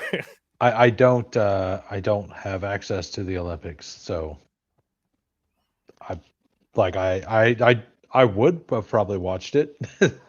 Hockey is a lot of fun to watch. It was crazy. But these games are so good. These Olympic hockey games, and they come around so rarely. It was wild. Henderson and Priester is a nice late combo. Yeah, both of them I think are super clickable. I just I'm gonna take them both. I'm gonna take them both for sure. Oh, it's on. Never mind. I do get it. Apparently. Yeah, like I get mine on CBC like Gem. Actually, okay. I just canceled Peacock, but I don't know how much longer I have it. So now that the NFL season is probably going to work out perfectly. The next couple days are Olympic hockey. The women's play tomorrow. Women's Canada-US final. That's awesome. Little cross-border rivalry. And the yeah. women's games are honestly so much fun, especially when it's Canada-US. Like it's a little sloppier, but like they try so hard. They're going 110%. It's like this is the most important game they're ever going to play, like this Olympic final. You know, this is the gold crown of women's hockey, and they go hard. It'll be I think it's 10 a.m. tomorrow, so or my time at least. Yeah. So if I'm up, I'll actually try to turn it on. Yeah. All right. So we got a 776 here. We got Brian Wu, Mackenzie Gore, Sonny Gray, Emmett Shaheen, Shane Smith, Logan Henderson, and Spencer Arrighetti. Infield, Freddie Freeman, Ketel Marte, Geraldo Perdomo. I have no idea. I'm pretty sure he's the guy who was undrafted and had a really good year last year. I'm pretty sure. Like, he might not have even been in the player pool last year. I think. Yo, but please correct me. Please correct me if I'm wrong. I remember people being mad about like there were two players they wanted to draft that weren't in the pool last year. Eugenio Suarez. He's been around for a couple of years. I'm lying. Trevor Story. I'm really lying. I don't like I said. There was a couple players that wasn't in the player pool. I can't remember who they were. Christian Walker, the gigantic fall on Jackson Holiday, Tatis, Carroll, Lewis Robert Jr., Rafaela, Chandler Simpson, and Lars Nootbaar. We got the hamate correlation with Carroll and Carroll and Holiday. Yeah, so the all of these like over here, this is pretty nice to be able to see that the hitters and pitchers and the matchups overall. Yeah, it's like that. I like to use that as like a starting point for my strategy. You know, like especially with like the hitters, not so much because I'm going to be all over the place. Yeah, the Pirates pitchers are it's tough. They're all like hotshot prospects, so that like it's good. I don't know. I'm scared for some reason. I'm scared. You good for a second one? Yes, I'm down. All right. Well, I'm entering right now. Sweet. Yeah. No. Yeah, it's 10 more to start, so it might be a minute again. But yeah, it's as like a baseline strategy. I use it more specifically for these pitchers. Like the double starts are so important, and finding these guys with more games in the playoffs is so important. Every year, I'm just taking punt pitchers on teams with more chances of double starts. You know, I don't even know their names. Like previous years, like last year was like Michael Waka, and the year before it was what's his name? I forget. I mean, I don't know, but I'm drafting like 40% of these guys that are just bums. Really? Like 4 or 5 rotation pitchers just because they play on a certain team, you know? I don't even care how good they are, but they're going to be set up to maybe get 2 wins in the playoffs, you know? So that's how I'm building a lot of late pitcher builds, and like Sean Manea was one of them. I can't believe I'm forgetting the name. So you don't really care about like flat exposure at all and that kind of stuff. No, I'm like a super flat bro, generally speaking, but like I think it's a spot to attack, and when I find a spot to attack, I'm going to be overweight. Like specifically for baseball, I think it's just a big edge to have. If I'm building late pitcher builds, I'm going to jam these guys that I think can give me those double starts in the playoffs. So it's as simple as that. I don't really need to know. I'll pick a couple guys like that. That's why I was talking about Priester and Henderson. They rate really high on my stuff. Oh, actually, there's another guy, that Jack Leiter on the Rangers. I want to get a bunch of him too. He goes in like the 180s. But I'm just going to attack these guys late in my late pitcher builds, because my stuff says they're going to have good shots at double starts and in good matchups, and that's really all I care about. So when I'm doing late pitcher, I'm just jamming them. I'm just going to jam them. Yeah. What do you think of Neil Orfield's boy, Justin Steele? I love Justin Steele. I took big stands on him in years past. But I don't really know this year, coming off the... Yeah, he's on that. Is he off TJ now? Is that what it is? He broke his arm or something. He expected to be out at least until May 1. Yeah. Well, the reason I love him as a guy, as a dude. Like, I watch those streams. I was gonna say, like, it's so awesome to watch a major league pitcher get done pitching and then jump in an NFL best ball stream. And yeah, I was in those chats. I was like, bro, I had 30% of you last year. Like, he's been one of my biggest stands for a couple of years running now. He's a good dude. He's not like a power guy. He's like a finesse, like a pitcher's pitcher. You know, I like his jam, and he's a best ball guy. He's a best ball bro. So I will always stand for Mr. Justin Steele. Yeah. Yeah. I'm probably not gonna click him in my few. We need 5, by the way. 5. I might find a way. I might find a way. I mean, I wouldn't be opposed to like taking him here and there. Dude, they're number 3 in my stuff, right? Look at that. Yeah. Like, depending on where he goes, let's go over to rankings real quick and name the players that, like, who was the guys that we were trying to avoid? Like the injured players? Like the ones that were like dead? I don't know. I know them though, like when I see them. I would like to remove them for if I do like. I don't know if I know them that well.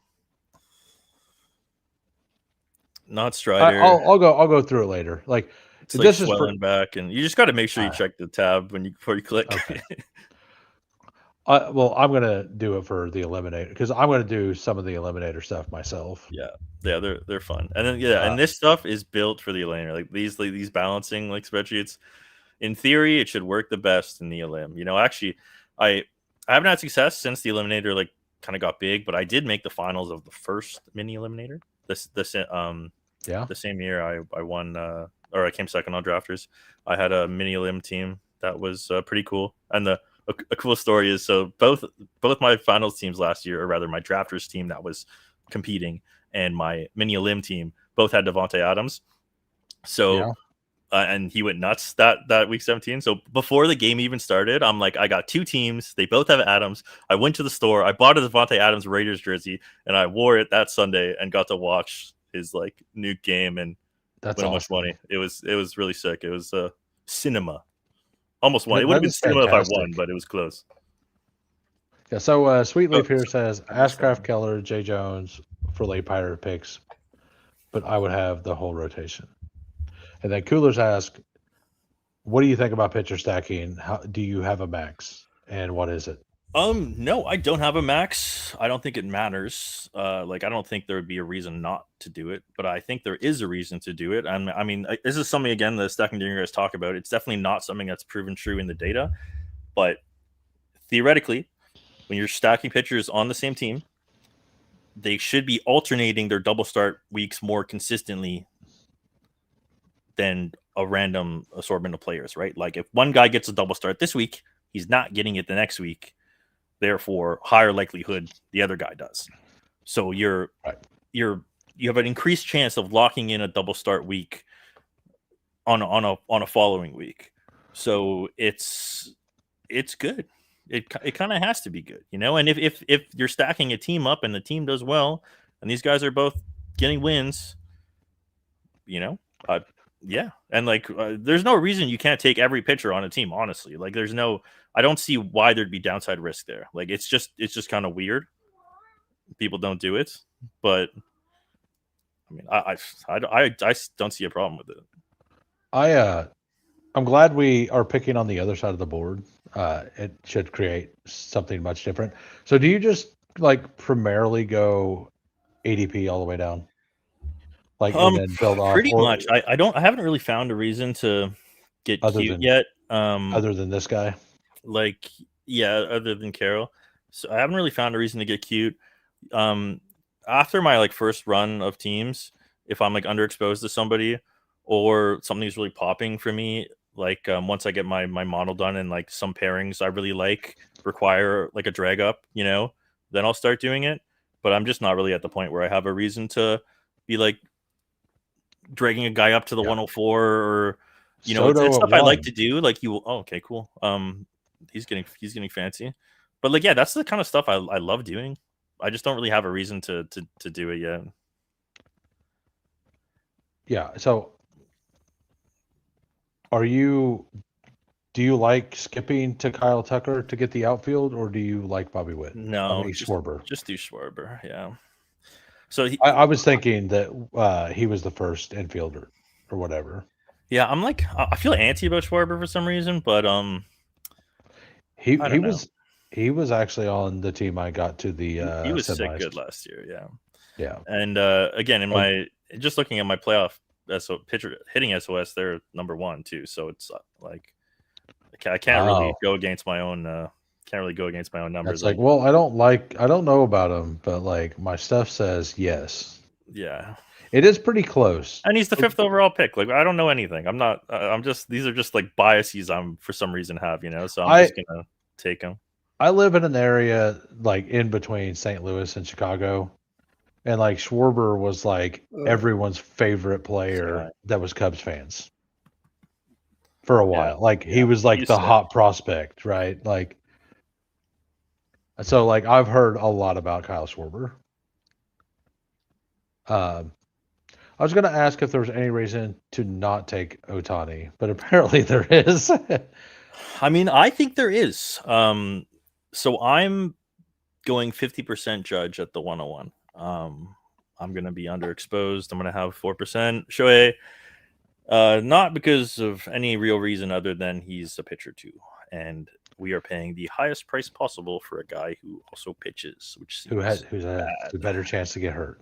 Yes. No, I actually think that that's fine. Like I was like, I only looked at like the first like 20 players stats or whatever before this. And the difference between Judge and Ohtani, like I don't really see a gigantic difference. I think Judge is better as a pure hitter, honestly, but they're arguing against the 2 generational hitters that have maybe 2 of the best that have ever done it. So if he wasn't the 101, I would be at the field. I would have more than the field. He's literally the most expensive player. He could not get more expensive. And what happens if he also pitches? So I'm going to be underweight. The only thing I know about baseball is one of my friends, like I know a little bit, but like apparently Ohtani is like continually like getting like shady things going on, like possible with the gambling stuff and the like what happens if he just gets, like, why risk that? Like what if they just decide, okay, we're gonna suspend you? You want to talk about shady characters? We should talk about Mr. Rashi Rice, the shadiest of all characters. I'm fine pulling Cal Riley up. Okay. If you want. Well, the Jordan slide's pretty big. We think we should take him if it. Do what? The Jordan slide, like 5 picks. Let's do it. So I wanted to needle you about Rashi Rice because my thesis of him being a bad dude resurfaced again today. Oh no, it's not a thesis, it's a fact. Like did you hear the end of the stream today? No, and I didn't really. No, sorry, I was there. Yeah, talking about the getaway driver. Yeah. Yeah. Whenever I was saying that, like, you got Tyreek there to go get the thing. Yeah, dash, get in the car, and then you got the getaway driver. We just need a basket. Yeah, and like I was just poking fun at Rashi. I don't really know the seriousness of the situation or if it's real or whatever. But honestly, I don't think bad things follow this guy. Yeah, I don't think it matters if it's real. I think the NFL is going to bring the book at him. Yeah, they've done it. But you still got to go to prison. doesn't mean, just no jail. It's jail for 30 days. he? Yeah. So like it's not like people say prison, but like jail for like he'll be at a country club for 20 days yeah, or something. yeah. He'll just get to go take his Xbox in there. He'll probably get to order like he'll have his buddies bringing him McDonald's every day or whatever, Yeah, like he'll whatever. be live streaming some Yeah, Madden or something. yeah. It'll be yeah. Yeah, it's a pretty big your downfall. Where there's Yeah, smoke, there's yeah, Rushy. and like I've been fading Rashi for years, just based on him being like I don't know, just not a good character, and I'm just poking fun. What do we want to do here? Do we? I'm unprepared. Definitely not Alonzo. So Philadelphia, Milwaukee, Minnesota, Texas, Seattle. Seattle. What about T-Bay? Let's do Caminero. Let's do Caminero. Do Tampa.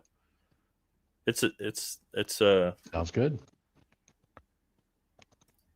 It's like similar spikes to Philly, and for whatever reason, he's been calling me the last day or so. I don't know. Yeah. Whenever you have those feelings, you kind of need to use them. I wasn't getting to him, and then I was like, I need to correct that. So he's pretty good on the playoff stuff. Tampa Bay as well. They're high up there. Tampa. Oh, okay. Yeah. Why did I read that as Seattle? The other guy was Seattle that we were looking at. Yeah. Okay. Rosa Reina, and yeah, him I'm kind of sketched about too. So Houston and Philly. Let's look at those two. So I looked at Philly real quick, and Houston. So Philly. Yeah, they're right in the middle, so that's whatever. And Seattle is at the bottom. T-Bay was like high up on Philly, so like I saw that and I was like, okay, it's good. It like shares spikes with them. Yeah, it actually all kind of works well. You got Tampa here for Houston at the bottom, and then Philly. You got Tampa to spike kind of together with Philly. Yeah, so I wanted to talk about this, Hugh Hames. Something that I haven't done yet, and I didn't include this in the spreadsheet, but in past years, I mean, I play baseball identical to the way I play football. Like in my mind, the game theory does not change to the point where I am building extensive playoff correlation into my teams. Yeah, all the way through, right? Like all the way through. Like all 3 weeks, exactly. And my team that popped last year was literally my most playoff correlated team. If that mattered or not, I don't know. I don't think it did. Like I don't think the games or series is shot out in like a meaningful way. But it's something I really do. I haven't built. It's a lot harder to build or to do a playoff SOS for baseball because they're playing 20 games or whatever. Yeah. But it's something I do and I focus on. Like the Spike Week HUD does show you the finals right in front of you, so that's an easy way to just see them there. But like I have this extensive thing I do for it. But yeah, I think it's really really important to have these playoff stacks, you know. And people just swipe it out of the way. Oh, it does not matter in baseball. Correlate, you know. It does not matter. That's the only thing I really cared about for this, like, because it makes sense. And like looking through the football playoffs last year, like the total correlation seemed to matter a little bit, like in who played who. And it's just like, you know, like levers we can pull, predicting who's good or not 6 months from now. It's a terrible lever to pull, but we know who they play. We know where they play. We know what team they play against, and we know on a warm sunny day, you know, at the end of the baseball season, a series can go nuke, right? So it seems crazy to me that people have completely dismissed the notion of playoff correlation mattering, and I lean into it like really heavily. Yeah, I just want to talk about that because people don't even mention playoff correlation in baseball, and I think that's like crazy. He seemed to pop on your stuff. Yelich? Okay. Because he's hold on. Milwaukee is the most playoff games, so I'm Yelich is a bit weird because he's always getting hurt and stuff. He's the second best team with Philly. Nice, and that's good because we T-Bay's on the other side of that correlation. Yes, and then Nice. So this is more of a standard underdog build going down now. We got our 3 studs. Yeah. My boy Ian Happ sitting there, teacher mans, but he's kind of been tailing off. He was super cheap 2 years ago when I started drafting him. Now he's like crazy expensive. Yeah. So do you like going with? So we don't have any correlation on the teams that we've drafted now, but we have good playoff or good season long correlation. Yeah. Which is great at the moment. Yeah. So now we can start building out team stacks randomly, right? Yeah. And just kind of build out on these, and then maybe take like a faller here or there. Like if Mookie makes it all the way back, just take him, kind of thing. Yeah, I definitely want a Turner. He just goes. So yeah, I think Mookie, if he makes it, he probably won't though. This guy's got 0 infielders, so he's toast. So Jazz Chisholm staring me in the face, man. Jazz was my hammer player in the Dinger last year. Yeah. I was in first the entire day, and then the Seattle stacks caught me at the very end, passed me, and I had Jazz Chisholm in the hammer Sunday nighter, and he went 0 for 4 with 2 bases on error. So he got a hit and a steal, and both credited as errors. So both of them made me jump out of my chair to then realize I didn't get points for. And like I hit would have made me the 20 grand, you know, like so it was kind of tough, but he tried his best.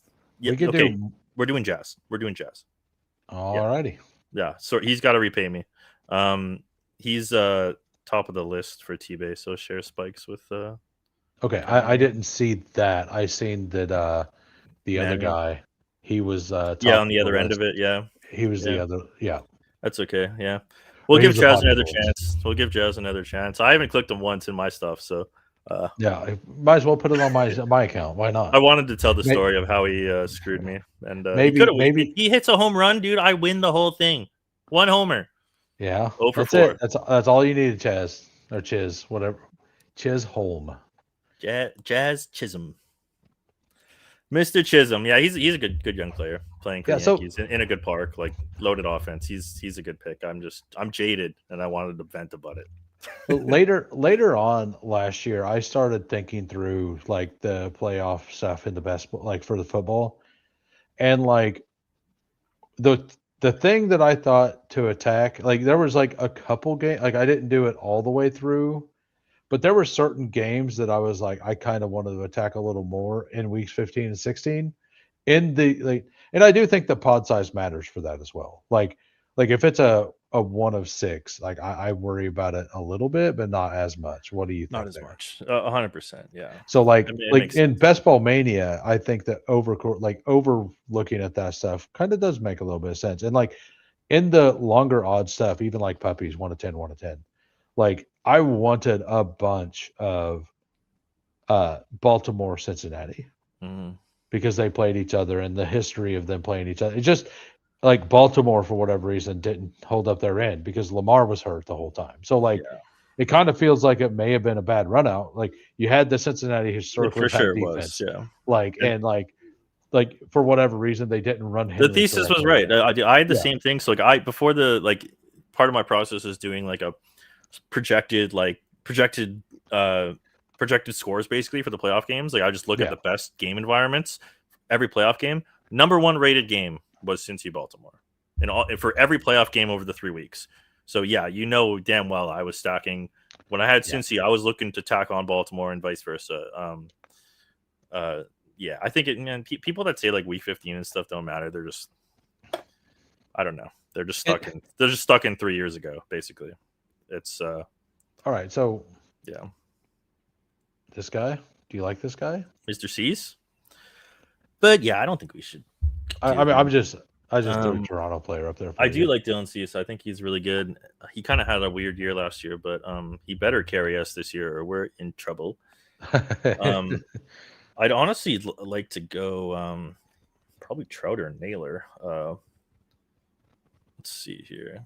So Toronto's pitching is at the bottom of your charts for the playoffs. Yeah, it's okay. I'm wrong a lot too, so it's fine. Arizona. I mean, you're just using like strength of schedule of the current expectations, and like the expectations never 100% correct. Philly, Houston, Milwaukee. So okay, so I think we should go Trout. let's do it.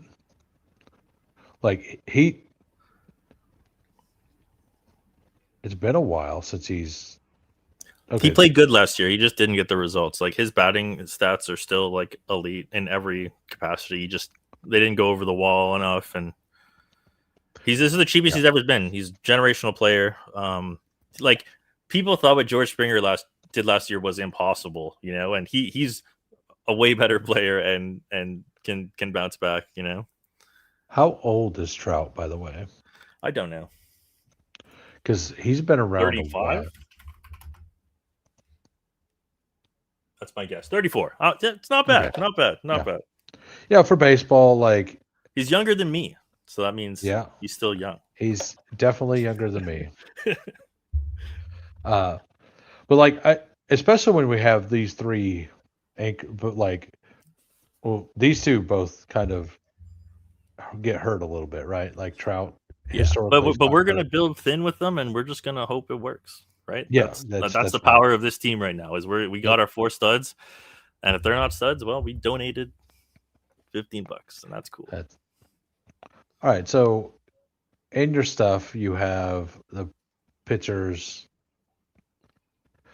Texas, Milwaukee, Chicago, Houston, San Francisco, St. Louis. St. Louis is weird. Like, I'm surprised do they even have any good pitchers? I don't know. Yeah, I mean, it's nothing to do with how good their pitchers are. It's just where they're playing and who they're playing against. I'll get back to you about that. I couldn't even tell you who their pitchers are. I have no idea. Like I'll ask my buddy at work about who an up and coming pitcher on if they have any. Well, and he'll tell me honestly if they suck or not. Like he'll be like, no, they suck.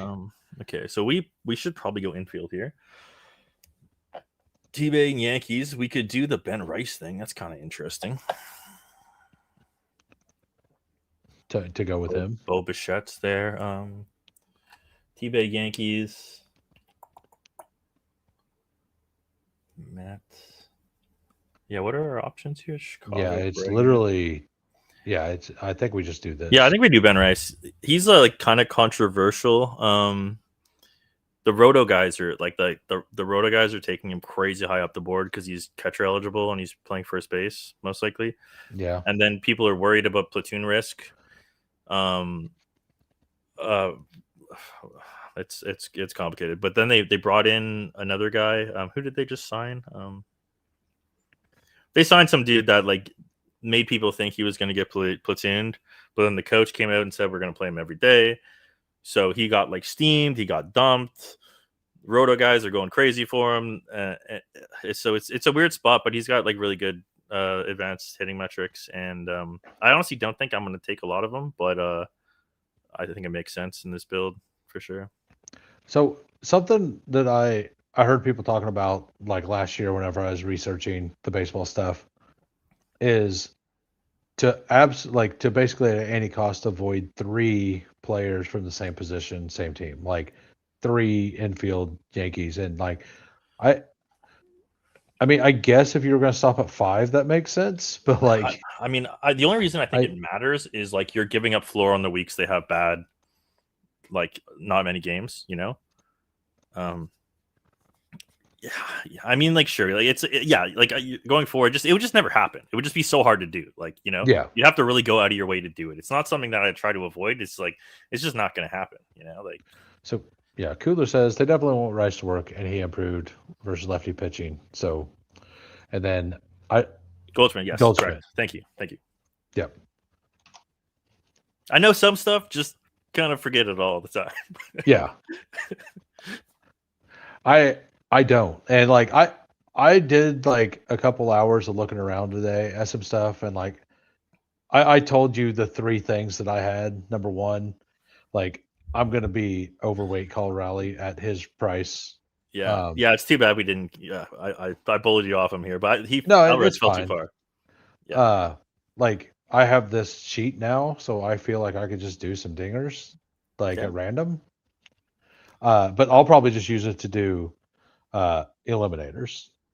And it's made for that. Yeah. Yeah. So like it's definitely made for like searching out floor, which is like kind of antithetical to best ball. Like we're trying to find the spikes, but in my mind, I want to get more teams through with more unique combos, and I want to raise the floor of my teams so my fourth place team comes second. That's kind of what I'm trying to do. Get more second teams. You want as many second place teams as possible to win these tournaments. That's really what you want. Because you don't want the league winners that everyone has. You want to sneak in a team in a second place with a bunch of guys nobody else has. And something I want to point out here, us and Mr. FK Coolers here are playing chicken for who's going to take their pitcher first. Yeah. So I don't think we can take a pitcher, is what I'm saying. I think we just force the A66 here. Yeah, I think we have to. Yeah. And I don't care when we take a pitcher. Honestly. Okay, so what do we got going here? We got no team stacks on the board here. I guess we do have Contreras. We have this. Adele. We have Adele. So Adele's kind of an interesting guy. And then yeah, I think Adele's probably the play. Yeah. And then it looks like he has some power. Yeah, he like was the Kyle Pitts of baseball until last year, basically. Well, I don't know if that's like an accurate comp, but he was like a hotshot prospect who like never really did it, and like he always kept getting brought up, never really showed anything. Then last year, boom, smashes. So will he smash again? I don't know, but I think it's a good spot, and we have some great outfielders now. Yeah, and he pops with Houston, or they pop with Houston, and they pop with Houston, Seattle. Houston. We don't have Seattle. Milwaukee. I mean, it's fine. They pop with Houston. No, it's good. It's like perfectly balanced. We have like Houston and Milwaukee are like balancing them, and then Philly is like they're spiking with them. So it's like perfect. Yeah. Okay, so this is going to be an interesting spot. I don't know if we want to. What are our infielders looking like here? It's just those three. Caminero. Yeah, pull up the tab because we'll have to scroll for this probably. I mean, Yondi, Bryce Turang. I think we go Turang if he's there. Yeah, to get the stack there. Yeah, that'll give us 3 stacks, which feels really good. Or Yondi. So we have 2 New York players. Yeah, either one. But T-Bay is on the same side as them, and it's hopefully we'll see. I mean, he's way down here, but yeah. Like might be able to get. Mr. Coolers took a picture. We win. He capitulated. It's a big picture, Mr. Coolers. Chicken. We won the war. We did. We are victorious. Yes. Like you will never take this from us. Yes, our 8-pitcher crown is here. We could do what you were talking about earlier and to go 9. This might be the team, honestly. It's super fun, and I don't think it's bad. I really don't. I really don't think it's bad. Because we would do 5 outfield. I think 5. Yeah, 6, well, that's what I'm saying. Like 5, because 6, 9. we literally round 1, 2, 4. Yeah, 5. Turang. Let's go. This is sick. I love this. This gets me going. This is hype. Yeah, like we're very, very correlated here. And like it is all over the place. So Milwaukee is actually not like super high on the hitters for the playoffs, but like it pops really well with everything else. Yeah. And like I said, I really don't like. I don't want to be like. Don't get stuck in the playoff SOS stuff because, like I said, last year Toronto graded so badly, I avoided them, and it turns out they were the skeleton key. They're my own team, and I was underweight. They were the skeleton key because, like, in the first round they played the Rockies, right? They had a good first. They scored like 10 runs for like 3 games in a row. It was insane. Yeah. I was gonna say they scored like 23 runs over two weeks or something. Yeah, they went crazy. Yeah, or over 2 games.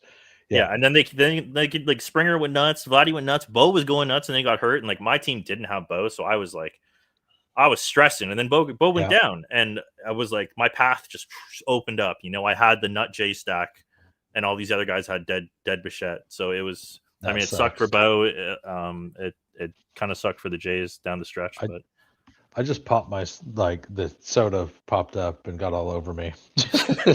Give me a second. Little user error, it happens. I got a can right here too. You want me to shake it up? I can join you. Yeah, I took a little drink and whenever you know how it pops. I was just saying I can join you. I can shake this thing up and just do a little champagne celly. But I have no reason to pop champagne because I've never won a best ball tournament. So no popping sodas or no popping champagnes for me until we get the job done. I haven't won a best ball tournament, but I did win a daily this year. Nice. Hey man, I got my horns too. I don't know if you see me in the streets. I got my horns on. Well, you're not able to draft that often, so I don't see you at the streets. I got my horns. I took down I mean, they don't even exist anymore. I took down a Super Bowl slate. Nice. It was Rams. Was it Rams Cincy? No, yes, it was Rams Cincy. And I took down a Super Bowl slate, so I got my goat horns on a single game Super Bowl slate, which doesn't exist anymore. But I got them. Okay, he wants you to give you the start, the super. That is a reason to pop bottles. Yeah, I can get my ski goggles. We can do the whole thing. I just got back from 2 weeks skiing too. I could do the whole thing for you. Yeah.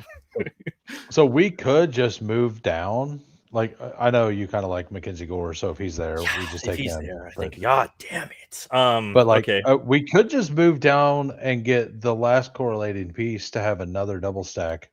Pena, but will he come back to us? What's his number? 121, which is a round where we pick again. 125. And but pull up the board again. Let's just see what we're working with on the left side here. They're not. Yeah. I mean, they are all going to take pictures. The guy who's not going to take a picture has 4 infielders. Okay, Torque's also a good guy. What do you want to do? We got 10 seconds. Yeah, just take him. Yeah. Yeah, Torkelson is a guy I really like too. He was undrafted last year, which was crazy. I was stupid for not. He was like Christian Watson. Great comp for Torkelson is Christian Watson. What he did last year, he was demoted. He popped with Riley Green. They were both my first year playing baseball, best ball. I was, for some reason, I was dialed in on Torque and Riley Green as undrafted rookies on the Lions. And Riley Green didn't pop and Torque popped. And so Torque was highly drafted the next year, did okay. But Riley Green came along that year too and became good. And then Torque got demoted because he sucked the next year. And then he came out of nowhere because everybody thought he was terrible last year and was good. Yeah, super interesting. I think he's a good player. I mean, if he makes it back to us, we take him, and then we. I think there's a good chance he makes it back to us. Honestly. Yeah, and if he does, we just go 9, right? We just stop and go 9 and see what happens. Yeah, 100%. Yeah, let's get crazy. Yeah, why not? It's not your money. No, I think it's fine. I think it's not fine. Crazy. And we literally talked about doing this and how it was good. Oh, yeah. And I believe in it. Right. And it's the same thing as stopping at 6 receivers for NFL. Exactly. Yeah. So, and I mean, we are making the bet on those outfielders to do their part. The whole thesis of this team fails if they don't. So we're not leaning into it is silly. You have to lean into the skid. We're skidding. We're skidding.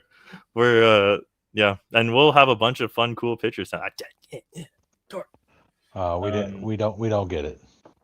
Yeah, I wonder if Pena would have made it back, but hard to say. Okay, let's see what we got cooking here.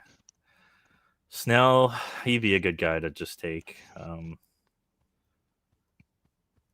And we have Philly guys too. Yeah, we have one. Philly guy. I think we just whoever's there, just do it. Snell, and we'll still just go 9. Yeah. I mean, it's not like that unless something jumps out at us. That's a pretty sick anchor at 140. It's pretty sick. It's pretty sick. I've heard of him, so I assume I've heard of most of these names. I just don't know what they do. Snell's not far removed from being an ace, a legit ace, and he's playing on the best team in baseball. Was he hurt like last year or something? Um, No. Well, yes, 72. I think he missed time in the middle of the season. Yeah, he had 5. He won 5, and he had 5 quality starts. He only had 403 fantasy points. So, like innings pitched 61. So he basically had like 40 less than he did the year. So he had to have missed some time. Yeah, but we're Like, pretty for far sure. removed from his 180 innings season. Gavin Williams, that's a guy also. He was like he was one of my late pitcher jams last year who like worked out really well. Yeah. Cleveland really popped on my stuff. I had a lot of Gavin Williams last year, and he was he did good. He's like he's sick. If he makes it back, it'd be a smash. Yeah. Nice. There's nothing like sending it with the players that got you there. I mean, I feel like I do it too often, but all I really know is like who I liked the year before and how they did, and so it's like if they kind of prove my thesis right, or even if not, like I feel for football this year, like a lot of the takes I had last year, I feel like they're just gonna age like wine. Like I feel like I'll just kind of, I feel like I might have just been 1 year early on a lot of stuff, So sometimes it's not good to just like get rid of your priors. Sometimes you just have to let them cook for another season, and well, you might have just been early. Most of my priors from last year are the things I got right were all the players who underperformed. So like, yeah, my ownership was pretty gross. Now, well, I mean, I basically hit the lottery of injured players. Like like if I showed you, like I had some bad takes in there, obviously, because we all have bad takes. But like I had 25% Scatterboo, I had 15% Lamar, I had 13% Jaden Daniels. Like I could go on. Yeah, I mean, but you can't be upset. You can't be upset about Scatterbo. That was very sharp. I had 18.5% Will Shipley, who got hurt. That one I think you can take a issue with. I mean, I like it was fine. I mean, the tank trade really blew it up, and that blew me up because I'm peak right wing slappy. Okay, I had so much tank. I was convinced he was the guy. I was also on that. So I was on both. I was on Bigsby over ETN, and I was on Shipley getting more work. And that first week he got more work, and then he got hurt, and then they traded for Bigsby, and it all crazy run out. It all like literally. And I think Bigsby. I think Bigsby is a hammer this year. Like I think Philly is gonna keep Saquon fresh, and he ran so good. Tank. Like I'm gonna do the tank thing all over again and more this year. All right. So what do we want here? Obviously a pitcher. I think so. Just have a little scroll, just to Hunter Goodman. Yeah, no, we don't want those guys. I mean, maybe Story, but so King's fun, Alcantara's fun, Pepio's fun. I'd probably just say go Michael King. He's good. He's good, and he's back in San Diego. They're pretty good in my stuff. It's a good park. He's a good pitcher. Yeah, it's a pitcher's park, right? That's one thing I do remember hearing from people is San Diego's a pitcher's park. Correct, and I think that really does matter. And like Kaufman is as well, right? Which one's that? That's KC, isn't it? Yeah. I think they're bringing in the Walls in KC. The chat can fact check me on that. I think they're bringing in the Walls a bit. Because I remember, well, it's like a pitcher's park and not at the same time because they have that stupid mound out there. Don't they have like a little mound in the middle of the center field or whatever? Like is that wall? That play? Like I'm not sure. There's like one of them that like the middle of the field they had like some like weird thing that was like messing with people, like outfielders trying to catch balls or whatever. Yeah, it was a couple years ago, but I can't remember. I think it was Kaufman. I can't remember. Yeah, I think I know what you're talking about. Okay, Astros have it. Okay. I don't know. Like I just remember hearing a lot of people. Who's this? Who's the creative player? So he's the other Japanese guy who, like, him and the guy in Toronto, Kazumoko, blah, blah, blah, they're both like hot shots out of Japan. That guy's more of like the home run smasher, but I think Kazuma is actually the better hitter and the better player from my brief research in Toronto homers. Okay, but he's like the all gas no brakes guy, swing and miss guy, but nuke guy, and the guy in Toronto is like pretty well rounded hitter.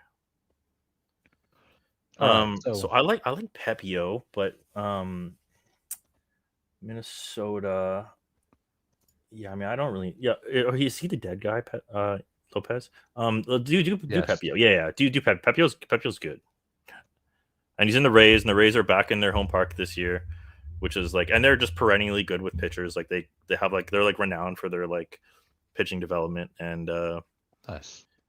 Yeah, Pepio was like a free guy that I was jamming. I think it was 2 years ago. He was super free, and he was one of the guys I was hammering late. He's proven to be like a good MLB pitcher. Yeah, he's perfect. Yeah, so like the build right now, we got a 3-5-5. We got Blake Snell, Michael King, Ryan Pepio. Like I can't even name. I don't even know how to pronounce these names. Caminero, yeah, Chisholm, Ben Rice, Turang, Pena, Kyle Schwarber, Alvarez, Yelich, Trout, and Adele. Yep, I think I nailed it. 100% nailed it. Yeah, I think I nailed it. Man, I'm a baseball pro now. A savant. I'm a savant. You're welcome. You all are welcome. You all are. It's good we have the chat to fact check us here too when we get led astray. Coolers is really carrying the fact checking. Yeah, it was Peppertoni earlier with the miles per hour. Yeah, Big Pep. Two regs that I'm very familiar with. Yeah, so the by the way, the Discord I linked to you, they've been talking a lot in the baseball Discord. There's like 5 of them. I saw you guys in there doing like a stream. Like I didn't jump in, but you guys were like on a call, like hanging out. Yeah, it's cool. Yeah, we just hang out every once in a while, chat about things. As soon as like we start getting like people yelling at each other and stuff, it's just all going to close down. Right, like no, it's very cool, and I'm shocked that doesn't happen more in these like basketball discords that people are hanging out streaming. Like that needs to happen more. You know, people need to be. It's super cool. Discord's so great for that. Like, I game a lot, and we're streaming our screens and stuff and chatting. Yeah. You know, it's super cool. Yeah, Chemical's taking a swing with Santander there. Yikes! I think that's a misinput. You seemed pretty out on that.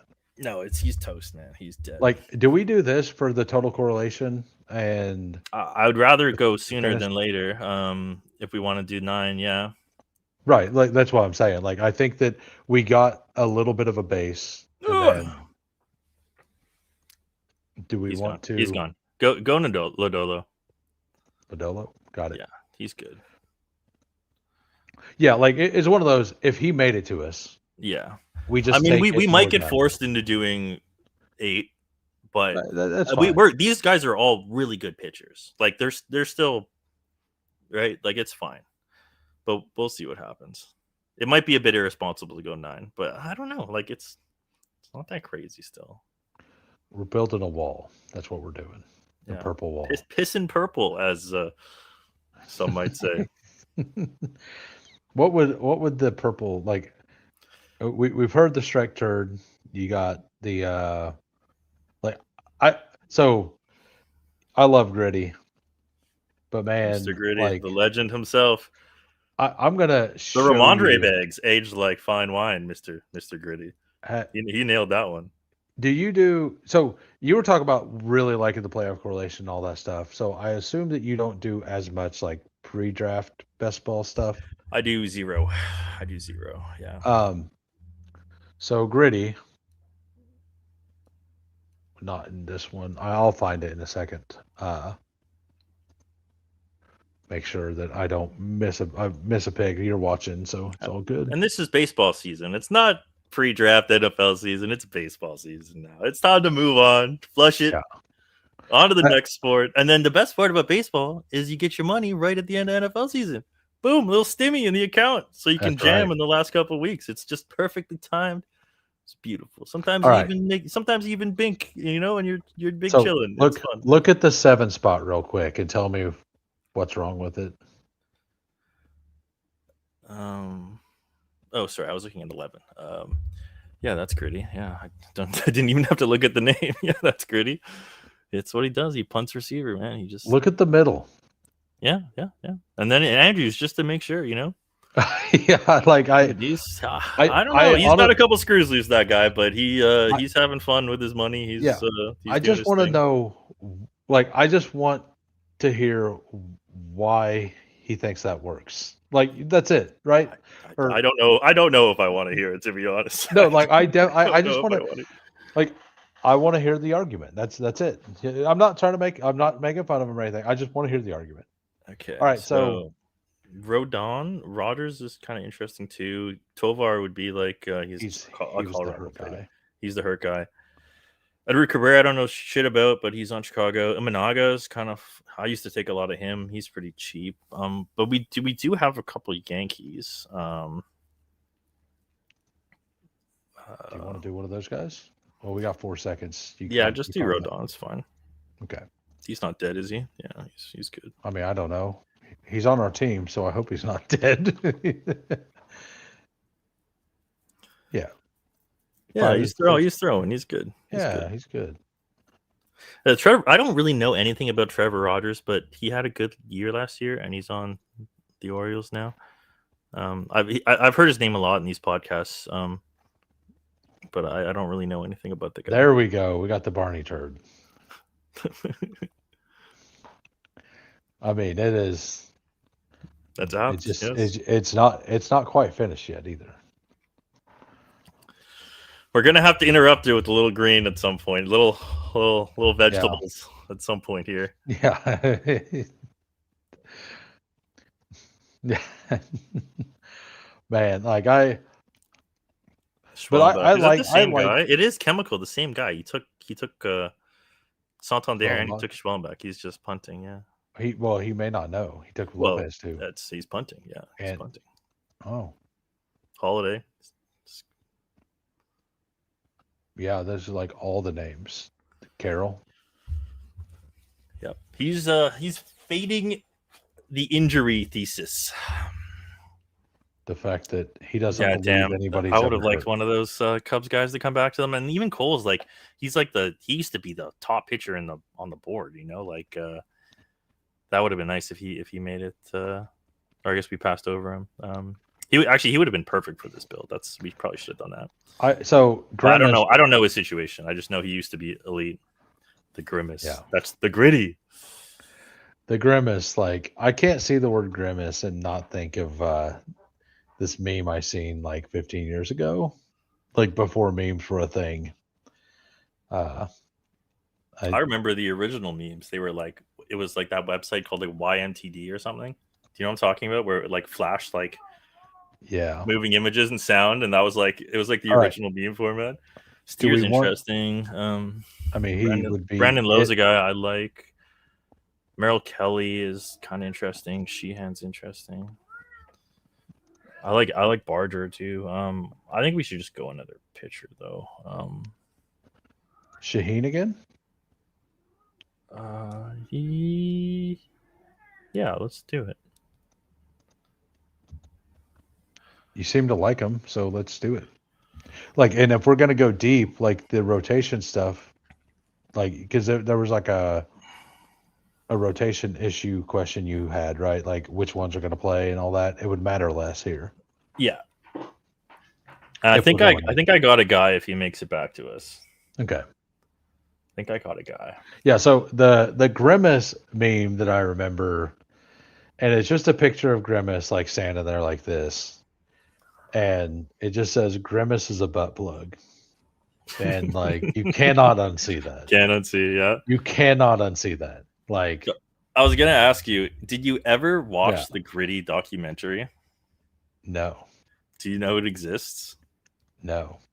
So 2 years ago, like at the peak of like Gritty's, coming out party, some random guy on YouTube made like a 3-part YouTube series about Gritty, and it's hilarious. So if you appreciate Mr. Gritty, I mean, I don't even know what you'd search, Gritty documentary or hit him with the Gritty something, but it's legit.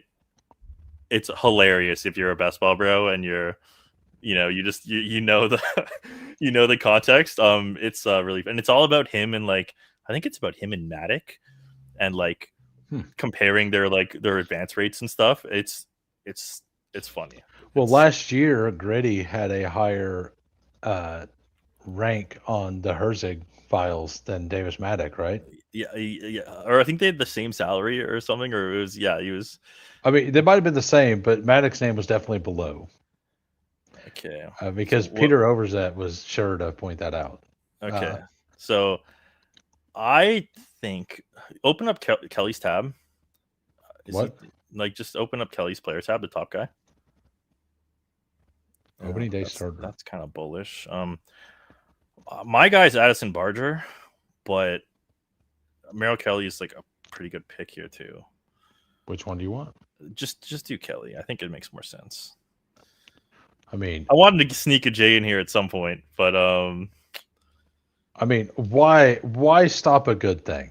Yeah, we're kind of having fun here. Why stop a good thing? Like this feels. We're definitely veering out of the 9 though, because we haven't mixed in that. We're probably 866, right?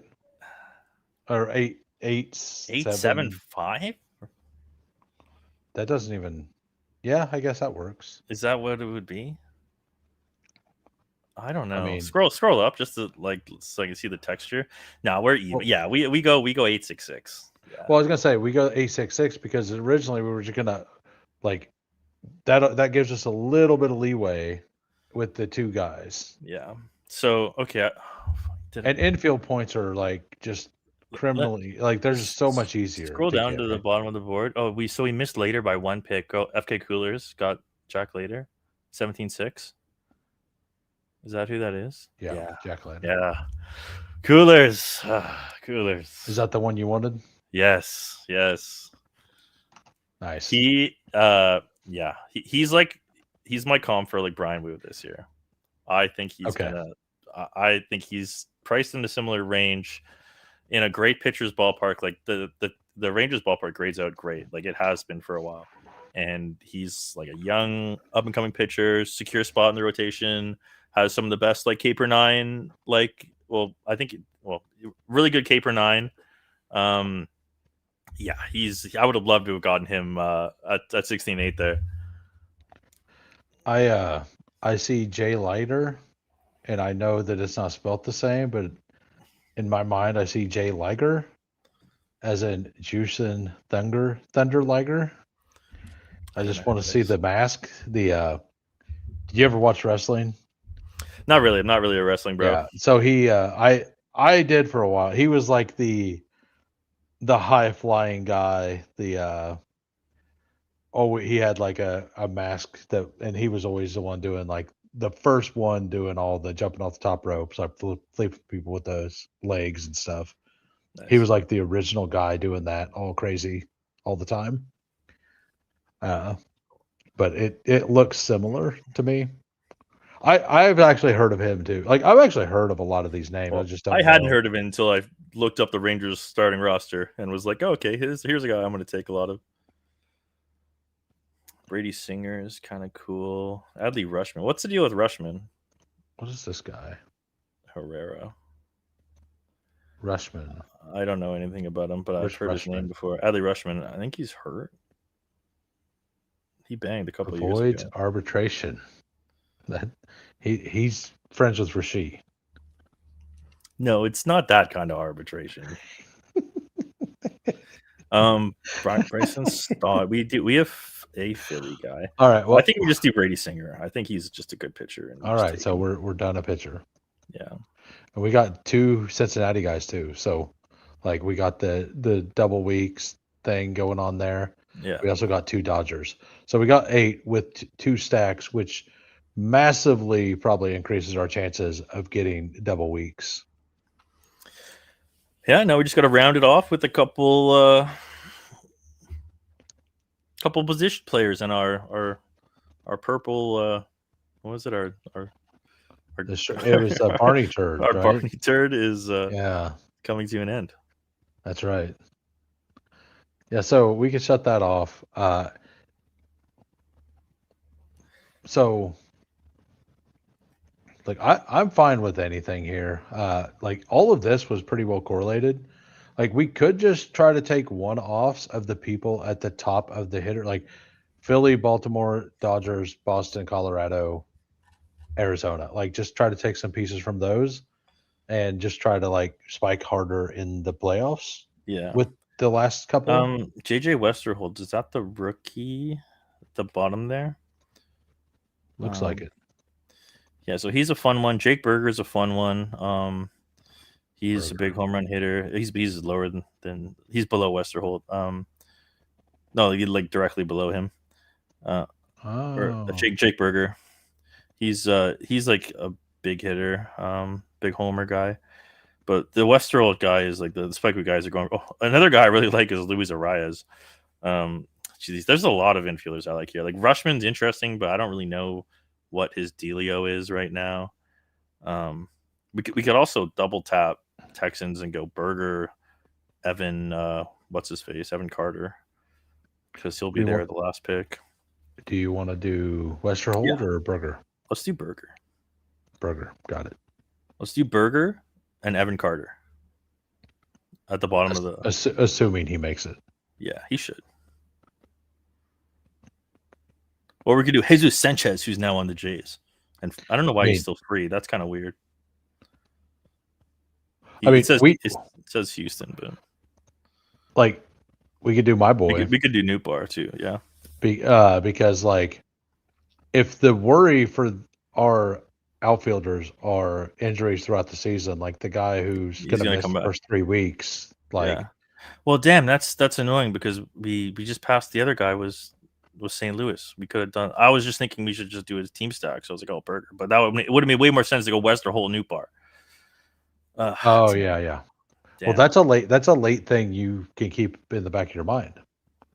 That's annoying. I would have preferred to do that because I wanted to take Westerholt because dude, the Spikey guys are losing their mind over this kid. They think he's the best, and he's a hotshot rookie who could really smash. Yeah. And just open up Evan Carter's thing. Like, make sure I forget. I don't know why he's free. Okay, that's. I mean, he's kind of been a bust, but he's like he's a good. He was like a 6th round pick last year. Really. Adley is going to be good to go health wise. I think people just don't know how to protect him due to his decline in production because it fell off a cliff. Yeah, he seems like a good pick though. That's. Like, I mean, we could just do what isn't this the name that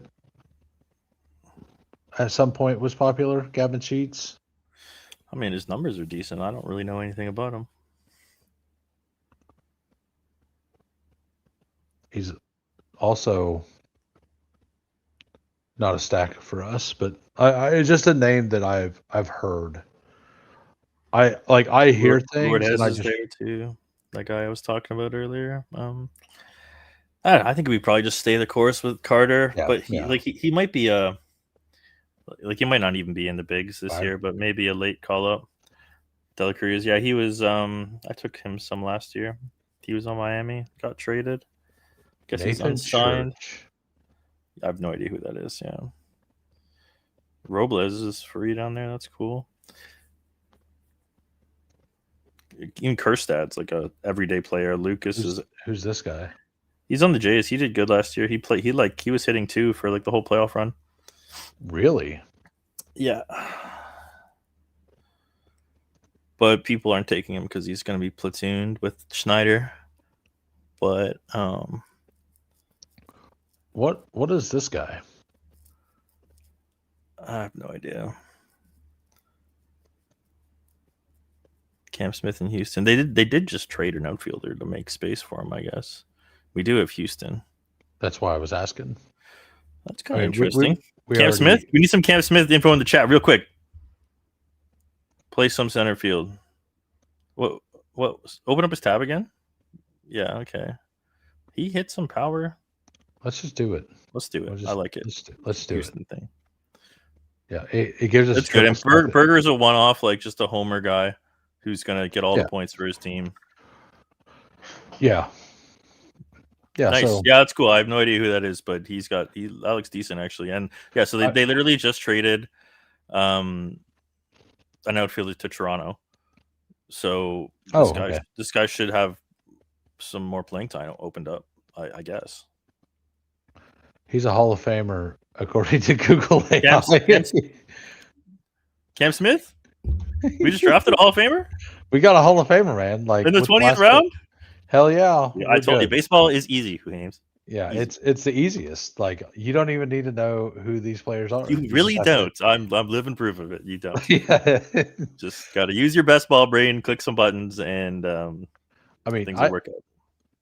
I don't know. Like, this team kind of like went together very well. And it's what I like about this chart, like, you can kind of take some shots and correlate a little bit up top and then just build out some team stacks and throw in a couple one-offs and you're good. Yeah. And like, as you're drafting, right, you're looking at all these guys on the list and you're like, how the hell do I choose between them? You know, like what's going to make me decide between player A, B, and C besides things I just make up in my head. Yeah. Right. So that's why I built a system. So when I look at the list, I can be like, okay, well, that makes sense. That makes more sense than this guy. Whereas if not, you're just staring at a list of names that say nothing, and you're just, you know, doing your best guesswork, right? So it's cool, and you'll have some fun using it for sure. Oh yeah, you got Sweet Leaf here saying that he was really into Cam Smith last year. Nice Hall of Famer. Hall of Famer, absolutely. Like, did he put up? He did not put up Hall of Fame numbers, but like apparently. Well, I trust all AI overlords, and if it's telling us he's in a Hall of Famer, even in a past life, it still counts. And I think it's the AI is just already in the future.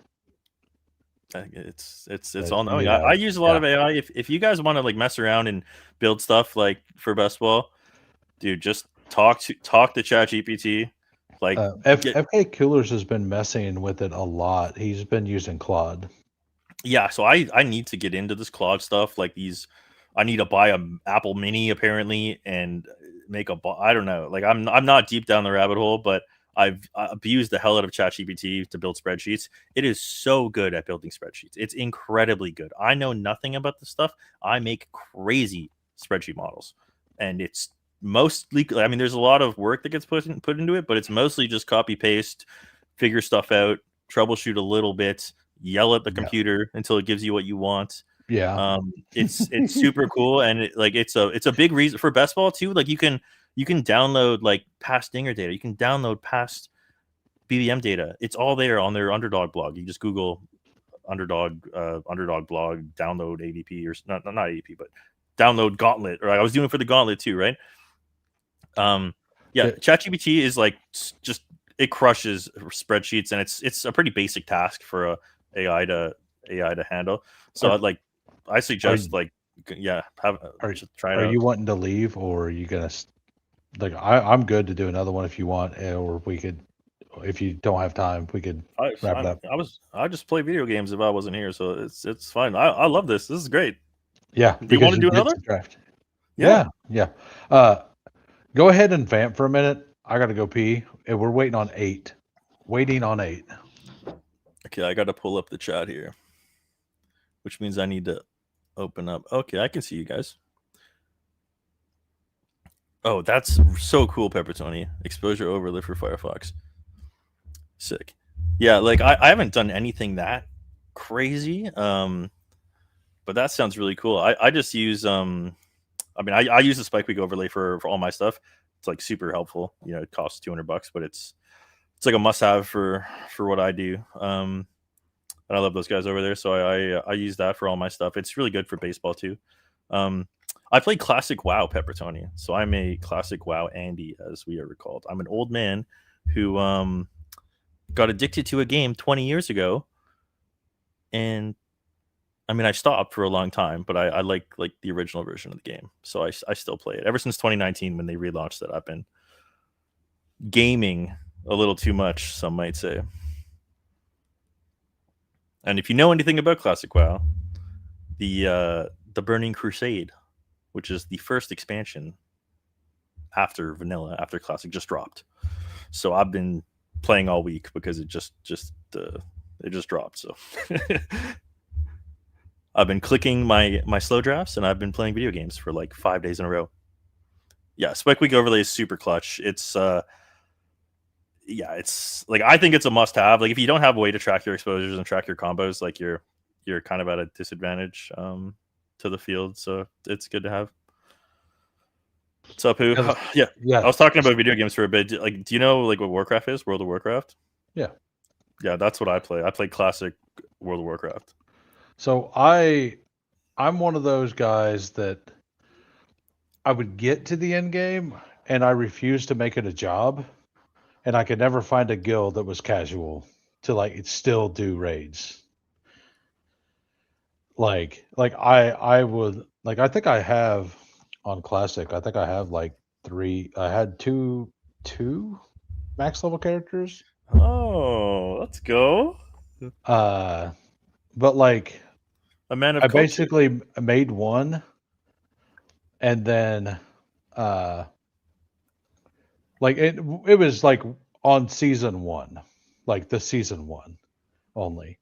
Oh, Like classic, just classic, like you mean original classic. like Season of Discovery or Season of Mastery? Like the first season that they did like the remaster thing or whatever. 2019 when they relaunched it? Yeah. Okay. Yeah, so like I played in 2004, 2005, like originally, and then I quit sometime in TBC, so like 2007, and I didn't touch it until they relaunched the game in 2019, and I've been like so into it since 2019.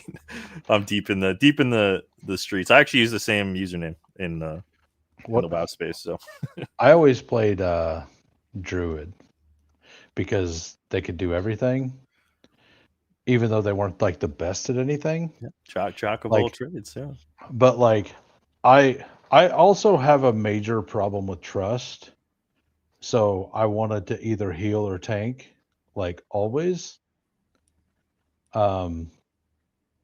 And like, because like in that game it does matter a lot. Like other games, 100%. Yeah. In other games, like the healer or the tank, like sometimes the healer is just kind of really easy, because I don't mind. Like I just want shit to work, you know. It's definitely the most responsibility on those two. Yeah. Yes.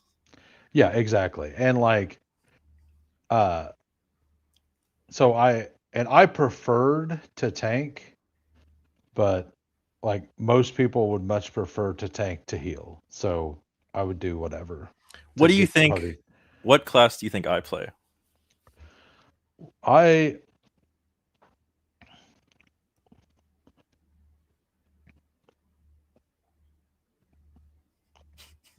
gonna guess. You can't insult me, by the way. I'm gonna guess warrior. No, not a warrior. Like, oh, like DPS. I'm a DPS main. Well, like warrior's a DPS main too. They're the best DPS in vanilla, but yeah. One more shot. Like, so hunters are actually really strong, and they have high action. Like to do a hunter very well. Like, is that what it is? You're pretty good. Hunter main, yes. Yeah, that was one of the best hunters in North America. Fun fact. Really? Yes, I think I was 35th in Classic this time. Or that was World, so I don't know. I think I was top 10 or close to top 10. Yeah, like to be a reason, like a good, like a serviceable hunter, like you don't need to do much, but like to be really good, like But the thing about I played it the whole way. I've always just been a hunter, and it's a lot. There's a lot to it, and it's the easiest class to play, hardest to master. Some might say. Yeah, I always liked mage, as well. Like, and mage, they're insane. But I didn't like the frost. I liked the fire, which is like not as good. PvP frost mages are like, It's super funny. I'm a big vanilla guy. I love the game. I played way too much, and so like I was just saying in the chat that the Burning Crusade, like the expansion following Classic, they relaunched Classic as Classic Anniversary a year ago. So the third time they've relaunched Classic. So I played that through, and then they launched TBC like a week ago. So I've spent the last week in my basement playing video games, doing slow drafts. Heck yeah. Life of a best ball grinder. It's okay. Man, I really want to like. I've been working on the channel, doing a bunch of things, right? Like I have a bunch of projects right now, but I really want to play Mugenics. I don't know what that is. So basically, you're Frankensteining cats together to do tactical combat. Okay. MEW Genix. Just look it up. And like a Pokemon kind of thing, like a turn-based thing. Well, it's kind of different. Like you just have to look it up. But yeah, it's like MEW and then Genix is in like, genetics. But yeah, go look at it right now in Steam.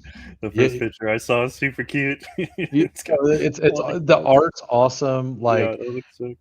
Like so basically like whenever big Steam game. Okay, yeah, I see it. Yeah, whenever you're successful with it, like whenever you have success with one of the cats, they retire and they just join your house. You can't ever use them again.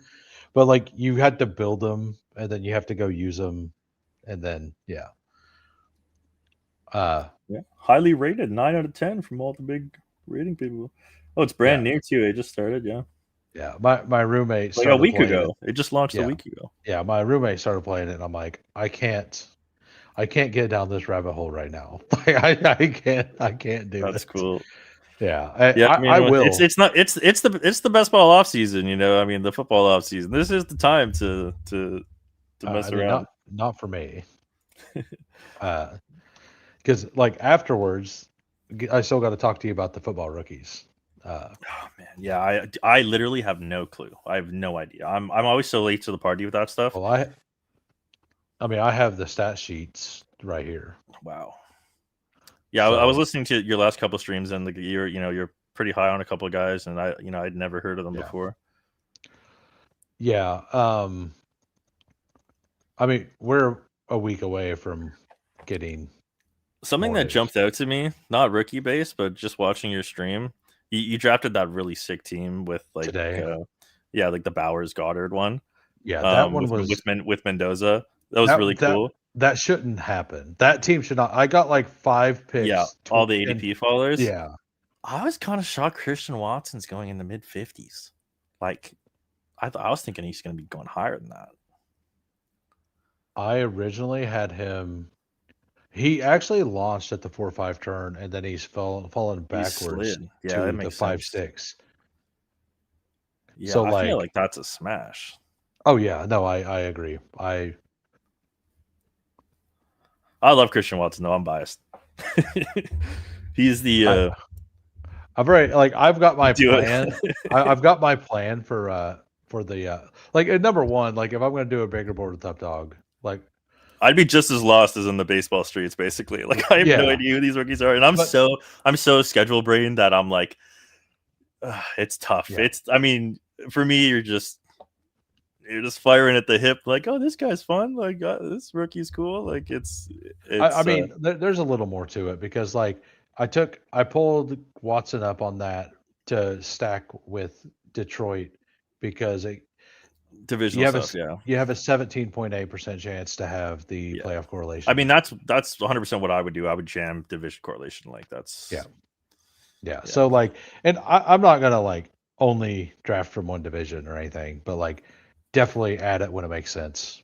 Yeah, and there's even something to be said about doing that, like during like all best ball season, like even if they're not playing playoff games, because like some years better chances to spike. Yes, they're just going to play each other more often. Yes, and what if they're high-powered offenses that just go nuke and play each other all the time, right? That's something that Liam Murphy talks about for total points.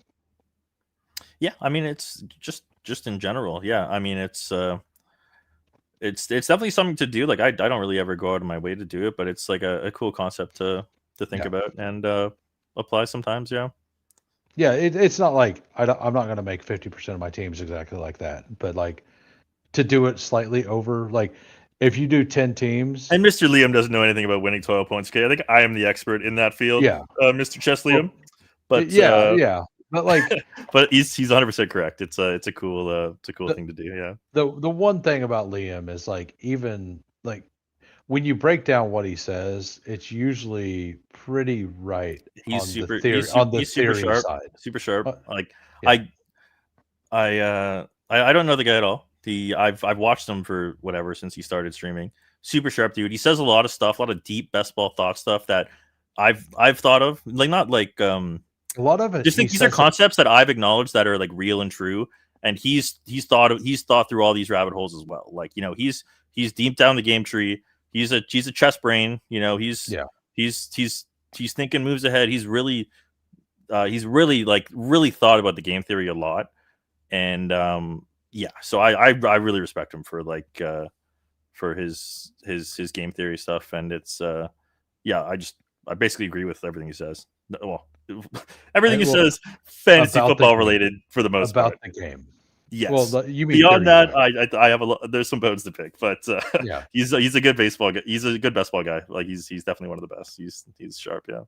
Yeah, absolutely. But yeah, no, like my bigger board stuff, I'm basically gonna shoot shots at like people with a lot more viewers than I, and do big, like invite them to my stream and do bigger boards with them to like give my, like, number one, because that gives them a reason to come, and number two, and it rewards them to come to my smaller channel, and it will massively assist my channel. So it kind of works all the way through. Right? I can't wait to see you on a bigger stream, and you're gonna be there soon too, man. You're crushing it. You're committed. You're doing it all the time. It's yeah. I mean, this year, I love watching this best ball space. I love seeing it blow up. I mean, it's kind of hit a little bit of a lull because for whatever reason, like the best ball, it kind of boomed and it's not busted, but it's just in a little simmering phase. Like I still think best ball can become way bigger, you know?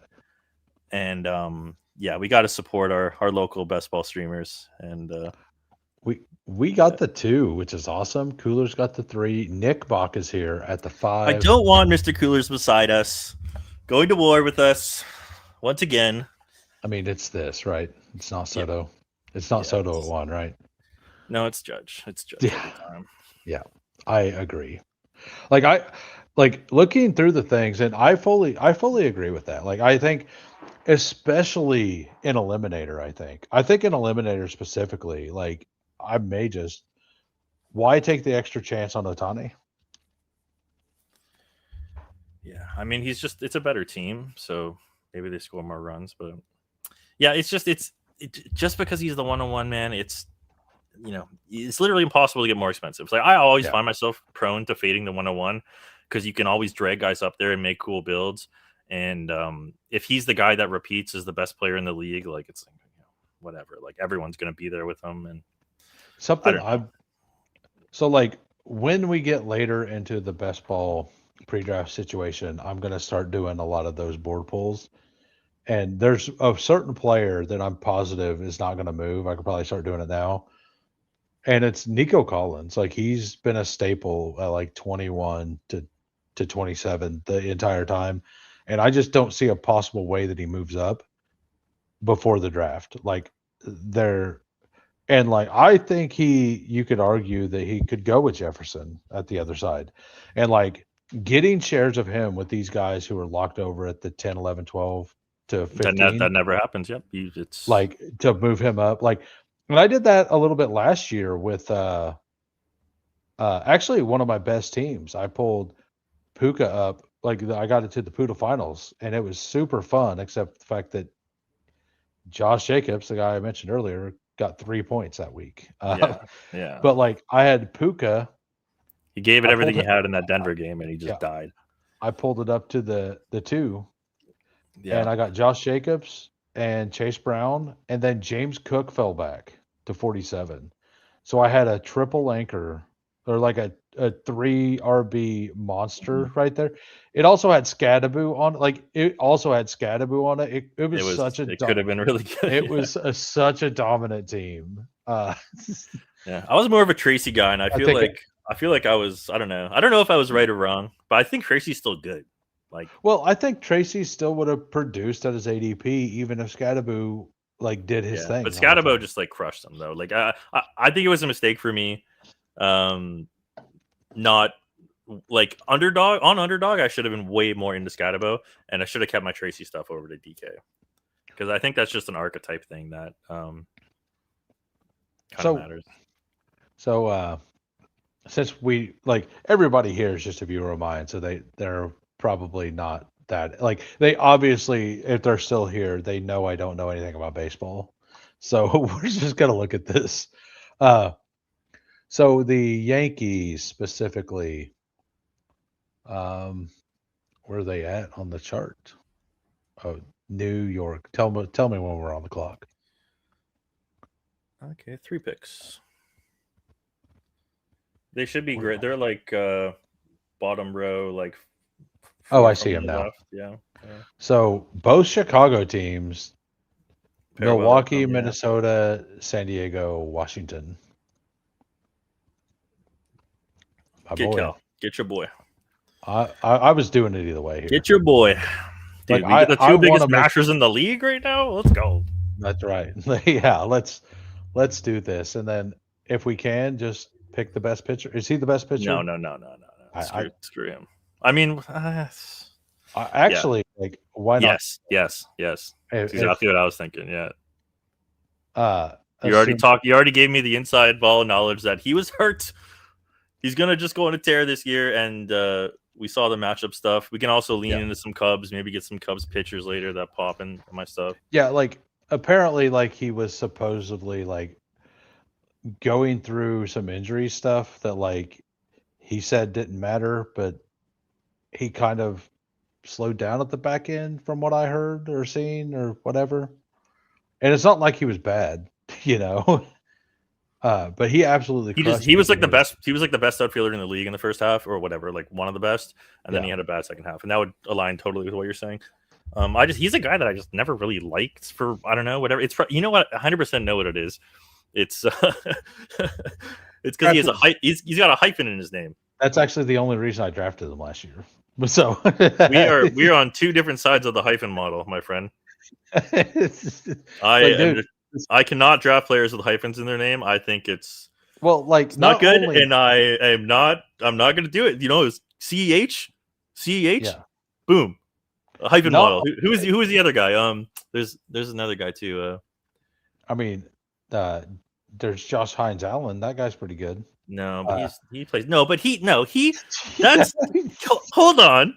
That's not a hyphen name. He added that himself later in life. That's bullshit. I know. That does not fit in the model, Who Hames. Okay. Well, so the real reason is because on his screen right here, like you look at this, it literally says P Crow Arm. And like that is hilarious to me. Like Crow Arm. Yeah. So that's why I selected him last year. Okay, so it's not the hyphen. Inside baseball. It's just the funny name. It's the funny name. Okay, good. And like the hyphen model is like it's got great success rate. You fade hyphenated names, you'll be okay. Jackson Smith and Jigba blew that the fuck up. So yeah, we might have to revisit that. But it had some hits in the past. But it might be dead now. Well, actually, I am a big dreads guy. Like dreads are good. NFL players like it too. It's like running back specifically that have dreads like tend to do better. Not always, but they tend to do better. They got the afro hair. It's like more cushion. You know, it's like a second helmet. Yeah, I did it basically like as a meme, and initially like to annoy my friends I was in dynasty leagues with. And then all the running backs I was taking started hitting. Like it was like I would break ties to the guy with the dreads and the guy that didn't have the dreads. Like it was like a 3-year sample, right? Like not enough to really matter. but it was like sometimes Jamal's, you have to go off the board. You have to be a little more, in the clouds with this stuff, and think out. Excuse me. They think outside the game, and invent some reasons. Like I drafted 69% Paul Skeens because he was dating Livy Dunn. That worked out great, right? I mean, sometimes you just have to make informed decisions. And the guy's a stud. He pulled Livy Dunn. He's the best pitching prospect in a generation. And sometimes you just have to take him in the last round every time because people are letting you. It's crazy. I would definitely Livy Dunn over Simone Biles, by the way. Oh yeah, like easily. I don't know in a gymnast comp. I don't know. They're probably pretty. Well, Biles is the better gymnast. Oh yeah. I'm a little more. What's the word? Vain or whatever. Yeah. Anyway, it was funny. Like the year I was drafting Paul Skeens, I was just like, people in the Spike Creek Discord. I was basically just telling them it's it's Livy Dunn, man. Like, like, what do you mean? Like, oh, he's a rookie. He's not gonna play. Like, yeah. But have you seen Livy Dunn? Yeah. Who was right? This guy. All right. So Chicago. Yeah, Hop would be sick. Yeah. And then, let's see what Seattle is. Arizona would go well with Seattle. Arizona's kind of on the opposite side. They're on the top side for. Yeah, but that's Chicago. Good too. Yeah, let's see what happens. That's my good. Boy. Right, this all correlates at the bottom of the Yankees. The Yankees, yeah. And then this at the top of Seattle. Yeah, so if he comes back to us, we'll see what Mr. Okay, Riley. He's scrolling. That's good for us. Yeah, that's who I want. Trey, hopefully. Here, I'll hit ADP. I moved all the pitchers down a couple spots. Yoshi. Yeah, Yoshi was also on my team last year. I drafted Yoshi for 2 years. Yeah. A lot of them, and he was so good, man. I think he's still a good pick. I think we should go Trey Turner. Sounds good. Yeah, man, Yoshi was so good for me. He carried my Dinger team, and I actually have another kind of sick story from the finals. I might have told you this in real time when it was happening, but the first week of week 17, whatever week 17 is, week 23. You were one of the only ones that had double start or something, right? Yeah, I had Yoshi on a second start at the end of week 1, and is that how it was? Anyways, the important part of the story is the guy pitched the no-hitter into the 9th. 2 outs. He's put up a monster fantasy game already, right? He's 1 out away from a perfect, whatever, a perfect game, or not perfect. From it was no hitter. Sorry, it was no hitter, all the way to the 9th. 2 outs. Gives up a hit. Gives up another hit. They pull him. Reliever comes in. They lose the game. So I lost. I lost the win and a bunch of points in the last.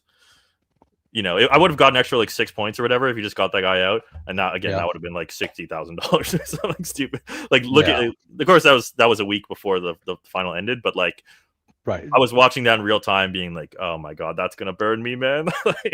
The guy's perfect game getting blown up. It was pretty sick. It was a crazy week, man. Sweating the baseball stuff is nuts because it's just every day. It was wild. I actually had a lot more success not watching it. Whenever I started watching it, shit would go wrong. Well, I won't have the time to watch it, so.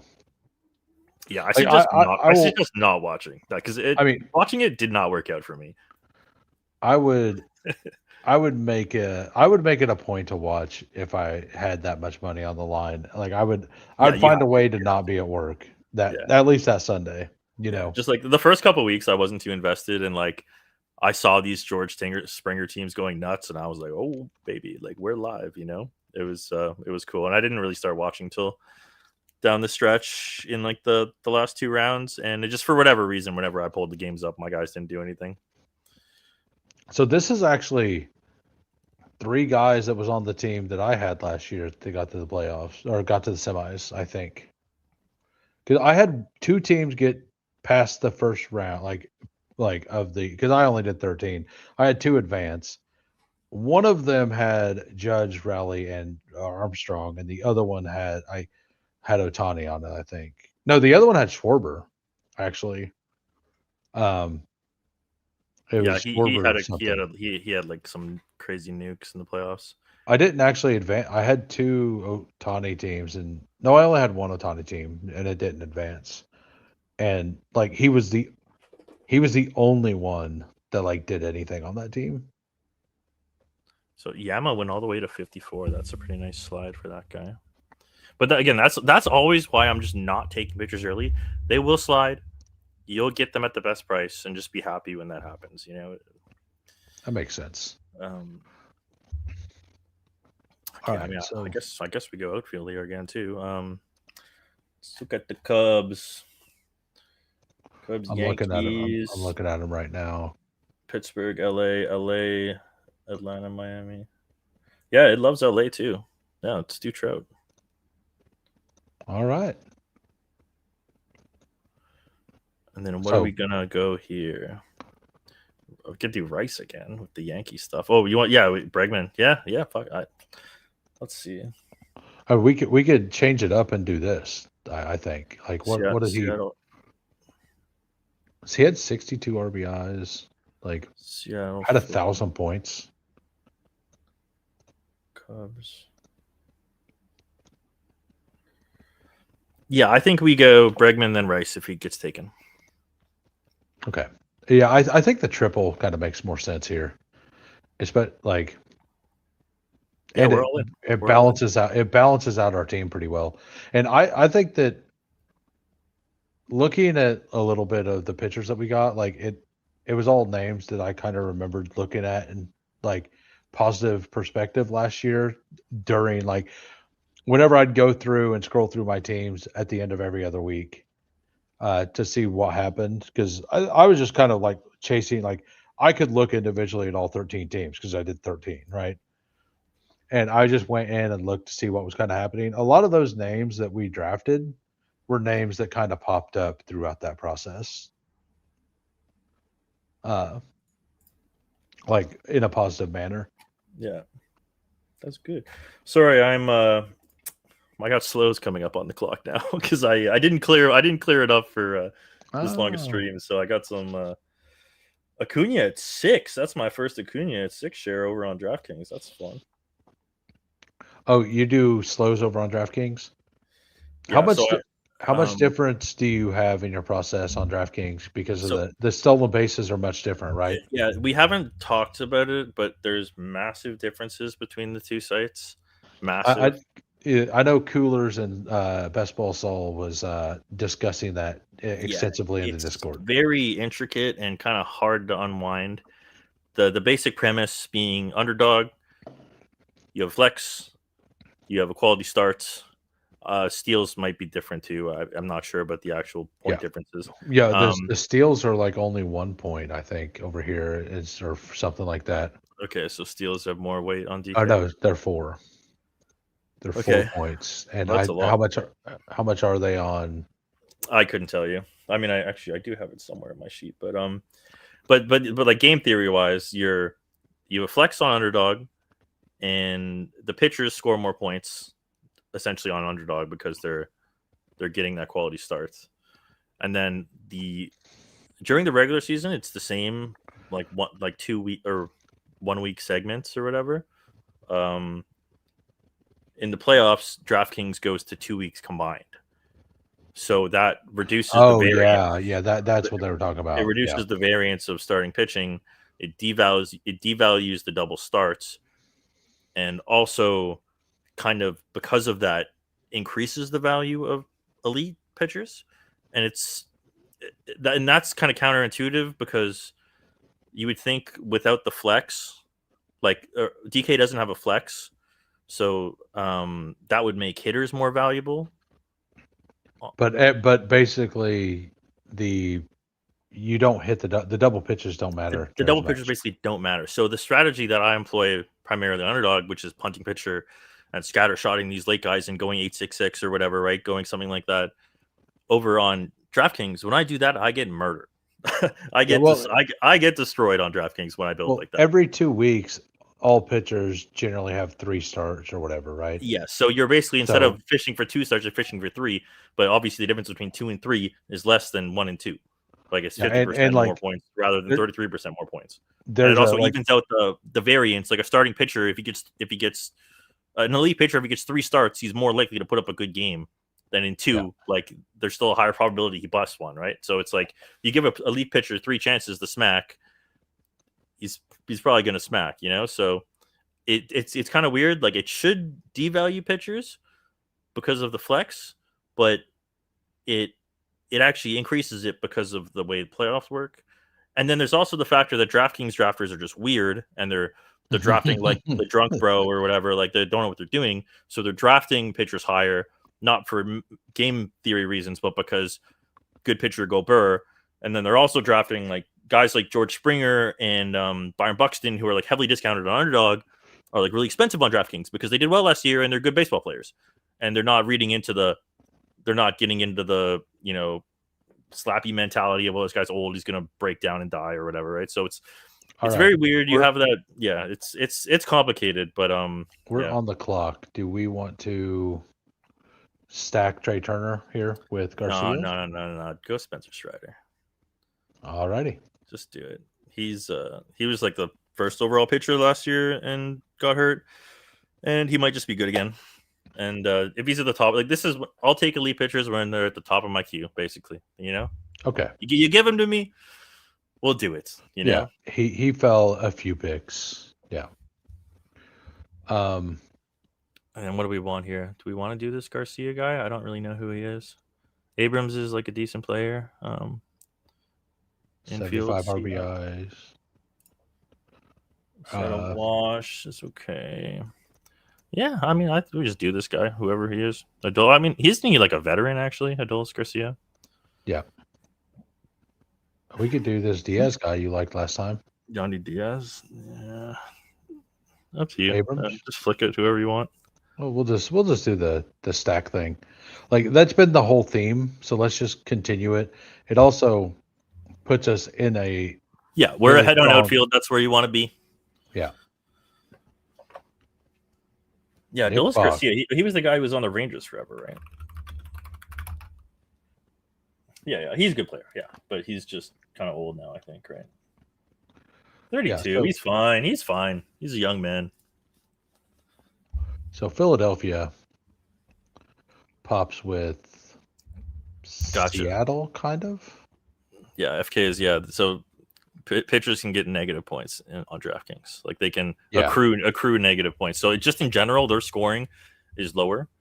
So taking shots on pitchers are even worse. Because like the bottom end pitchers don't put up that high floor that they do on Underdog. Like when a bad pitcher on Underdog pitches 6 innings with 5 strikeouts and a win in a QS, they did everything you wanted. Whereas if they're they don't get the QS on DK and they like hit a batter or whatever. I don't know what the negatives are, but yeah, it's just pitching just doesn't separate as much on DK, and yeah, it's weird. And then they're also priced up all over the draft. But whenever I try to be like, oh well, they're priced up, I'm just gonna punt pitcher more. Like I did that the first year on DK, I maxed, dude. I got slaughtered. Yeah. So I'm definitely kind of sprinkling in more elite pitchers on DK than I am on Underdog. So very interesting here. Milwaukee and Minnesota both pop with the Yankees and Philly. Okay. Targets. Just so you know, like just so we kind of know, like obviously then if he makes it, not that he will, that's a long haul. What about Torque? I'd love to get Torque on a team. Mr. Torquester. But yeah, Chicago. Yeah, the Torque will work well with Chicago too. if he makes it all the way back.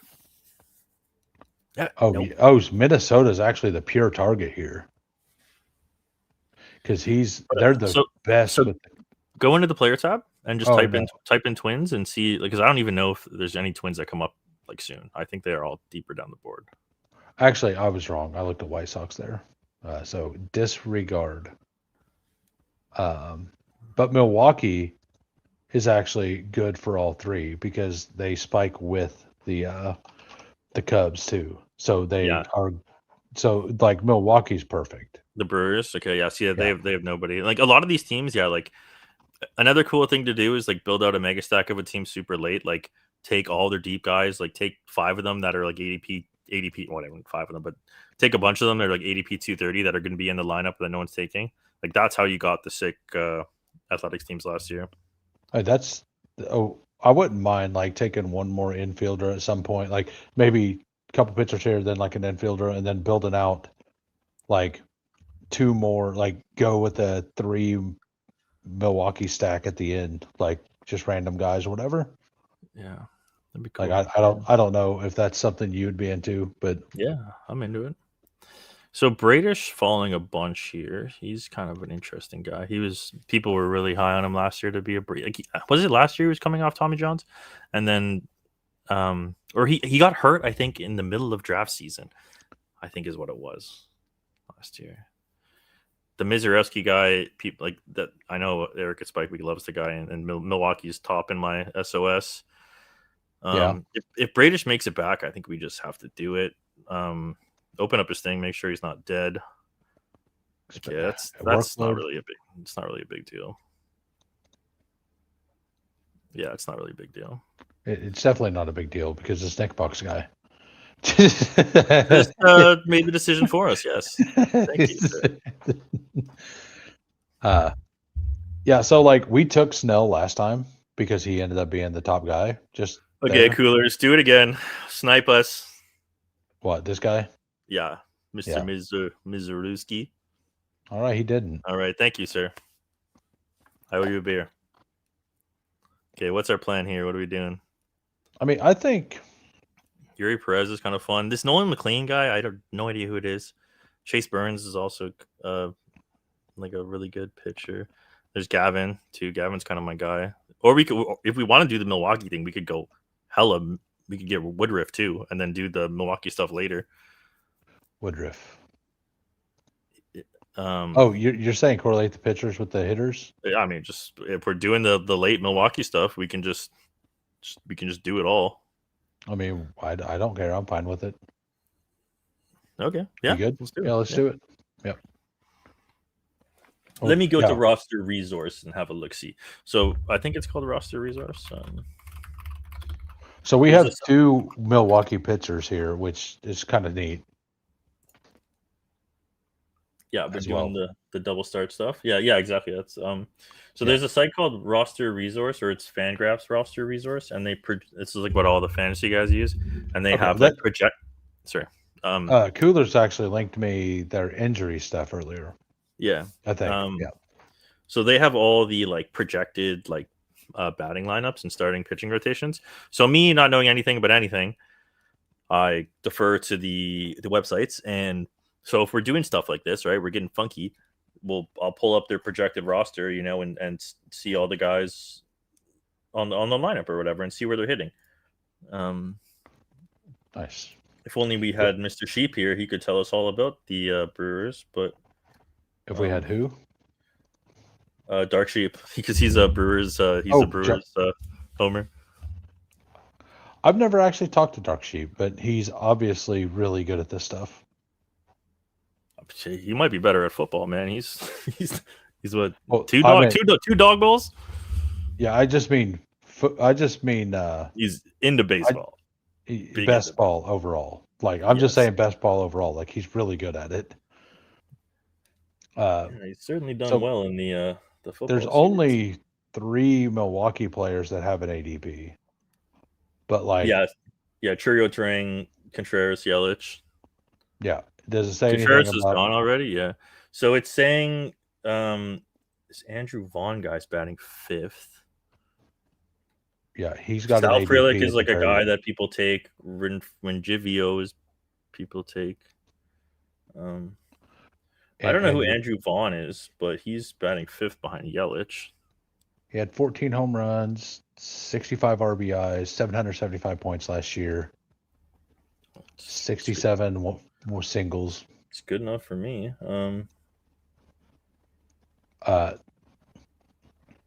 Vaughn, Frelick, Erden, Figio. What about these guys? Ortiz is the 9-hitter apparently, and they have Garrett Mitchell in there as well. Garrett Mitchell. Yeah, he's at the very end here. Okay. So yeah, there we have a whole bunch of guys to choose from. Yeah, we could just Frankenstein it at the end. We'll just the completely bottom of the roster do the the Brewers. Yeah, I mean, why not, right? Like if it pops with all the schedule stuff, and like we'll have to reach 2 rounds on the first one. So like there's literally no way. Yeah, we're not getting touched. Yeah. We're getting sniped if somebody wants to be funny. And then they probably just then we have 3 more guys that you've never heard of that we can take. Well, it's like you might have just made our team better, like forcing us not. So the other thing to look at would be if they have some hotshot prospect. That's kind of what I was trying to look forward, see if any of those guys were rookies. So where's draft year? Round 1, pick 14, 2013. Okay, that's not gonna get us there. It doesn't look like any of these are rookies. 2 round 4. Yeah.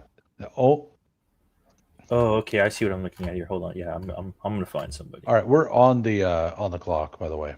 Oh, go to the top. No. Okay. Holiday. Pitchers. Just scroll down a sec.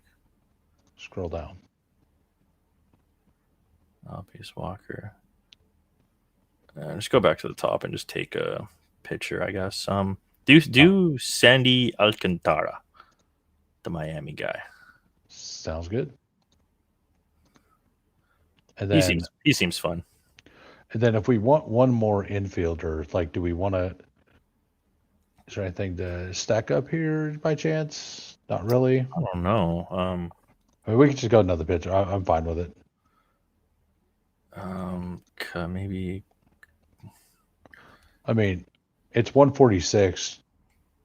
Seattle, Philly, Chicago. Seattle. Like the White Sox and Chicago were like similar-ish, right? Or okay together. Atlanta, New York Mets. Yeah.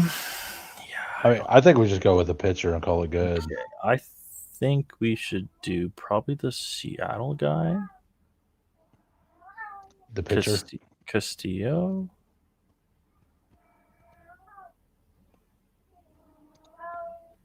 I'm good with it. Yeah. 12 seconds. Yeah, that's fine. Okay. Yeah, so like we're kind of doing the same thing we did last time, except our pitchers are stronger.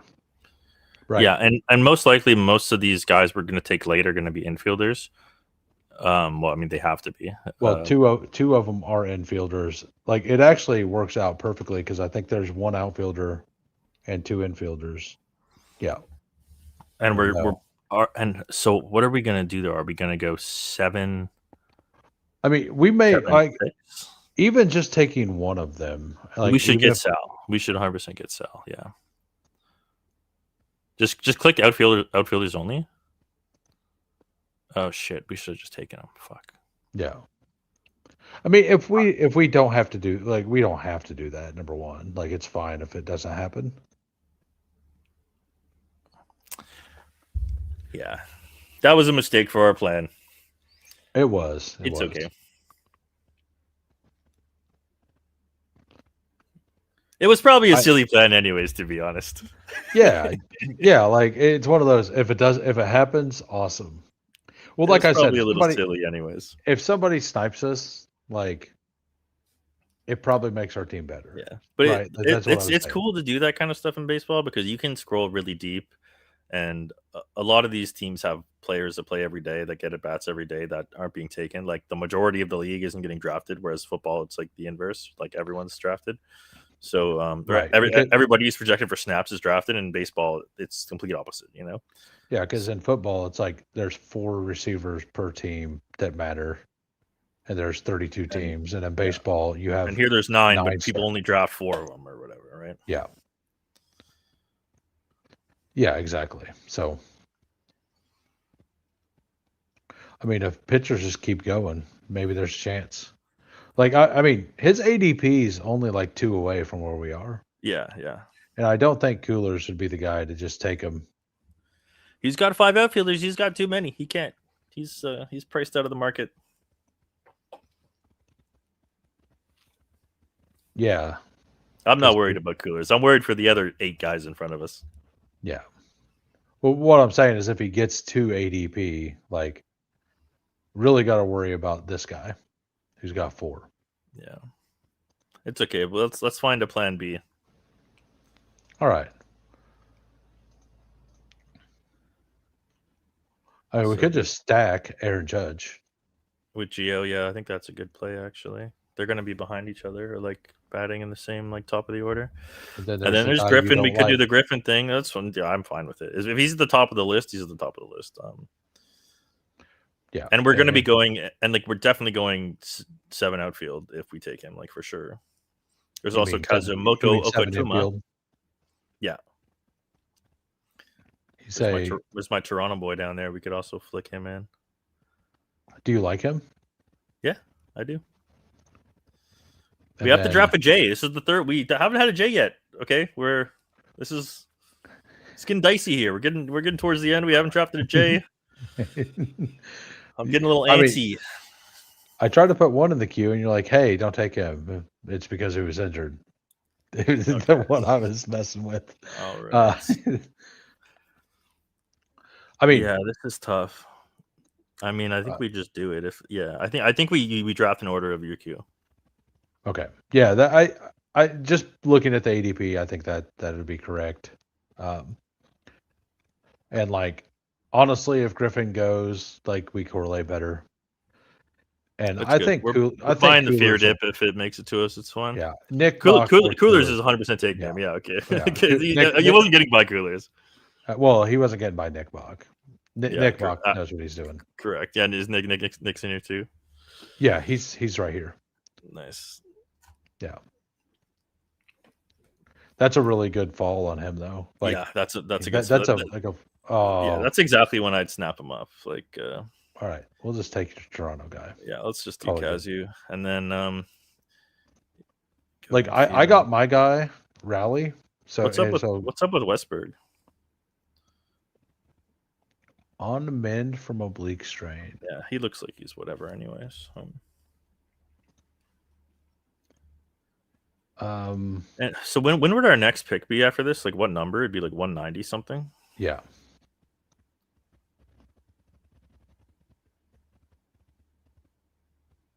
We have Cubs, right? We have all the Cubs in this team. Is that what this team is? Yep. Yeah, we have 3 Cubs. We have 3 Cubs and a bunch of Milwaukee pitchers. Okay. Well, go back pitchers. Let's do the Chicago guy. Well, Edward or Imanaga, but I like Shota, but at the same time, maybe this Edward guy's good. Just open up Cabrera, see what he's doing these days. He had slightly more points last year. Let's go Shota. Let's do the Japanese connection with Kazumoto here. Sounds good. Let's take it to the Far East. Shota's good, man. He I don't know why. Did he get hurt last year or something? Or I'm not sure what happened, but he's been like pretty heavily discounted this year. I am not sure. Coolers, please educate us on the difference between these 2 pitchers, because he immediately snapped up Cabrera, and he can probably tell us if we made a mistake or not. Yeah. Well, Coolers isn't a baseball guy either. He's just that, like, he's just looking through the data. He's only like 2 or 3 weeks into looking at stuff on baseball. So but he's good at parsing through everything. He's a lot not better. not a Griffin guy. Coolers, is that what I just saw? You said definitely would not do to you. So, I think he was talking about taking the pitcher or the outfielder if the outfielder made it. Okay, yeah, gotcha. Like Frelick, Sal, the Milwaukee guy. Yeah. yeah. That's my bad for not putting that up correctly. I was looking at something that could be interesting. Oh, it's good. I saw it was 4 minutes ago. I figured I hadn't scrolled down. I missed it. But that's cool. So- Damn, Barger, man. I was really hoping he'd make it back, but I knew he probably wouldn't have. We could have double tapped Toronto there. It would have been kind of fun. Yeah, I was looking at the St. Louis stuff to see if we could do the thing we thought about last time at the end, but it doesn't really pop with anything we have. Mm-hmm. The new bar, Westberg or whatever. Right. I mean, not Westberg. It kind of shows that it'll pop similar-ish with the Yankees, but not like really high. That's okay. But it's and like this stuff's not, and like and that's just basing it around one team. Like yeah. I just yeah. See, I don't even go to baseball savant. I'm not very deep in the weeds. I'm pretty pretty bad at this, to be honest. But just got lucky last year. Yeah, I mean, Jack Leiter again.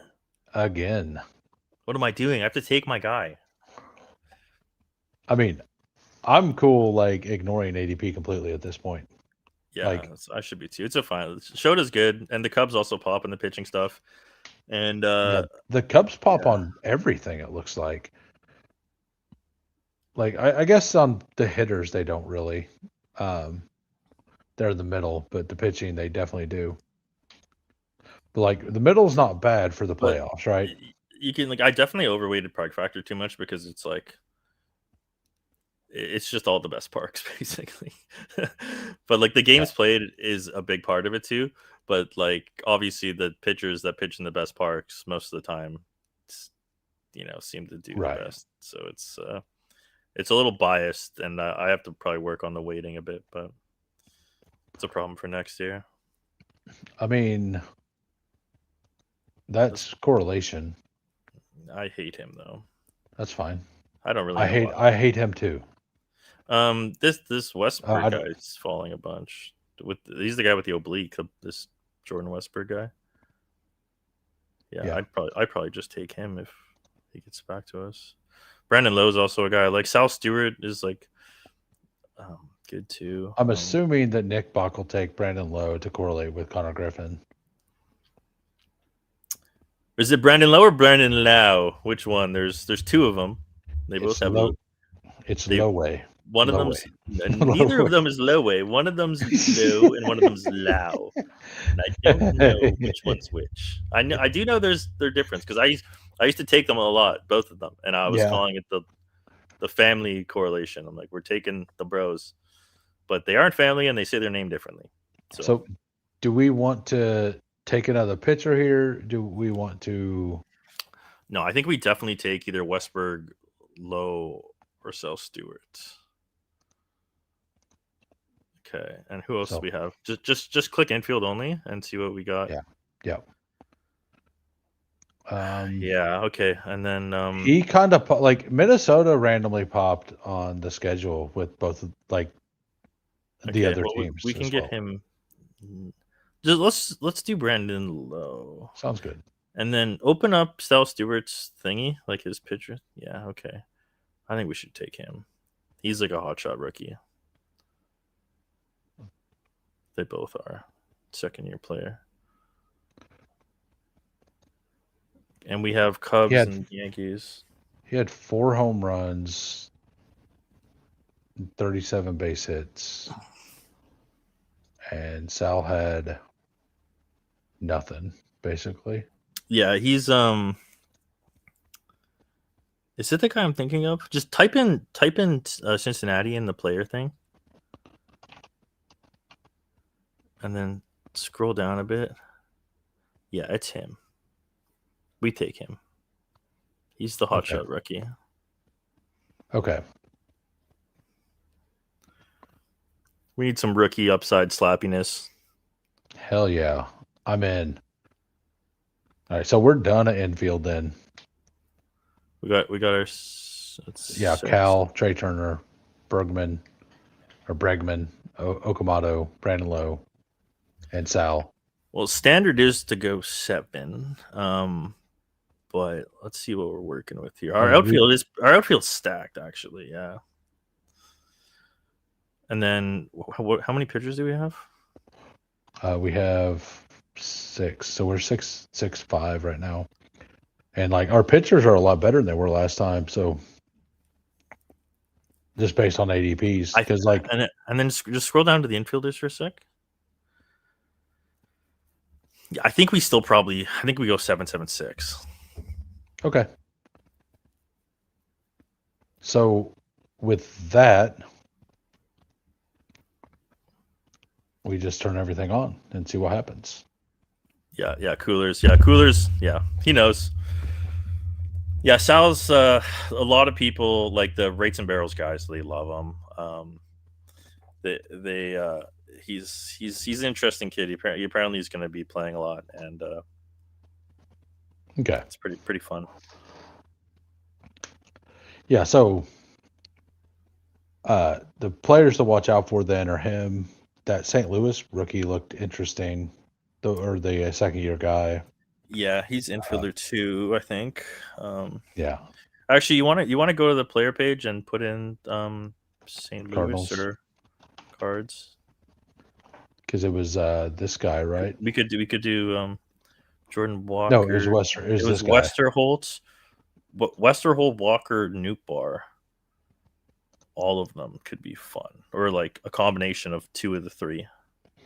Right, like because we just need one of each position, right? So we could just force him, and then if one of these other, like, then just take exactly. Yeah, so we force him, get a pitcher, and call it a day.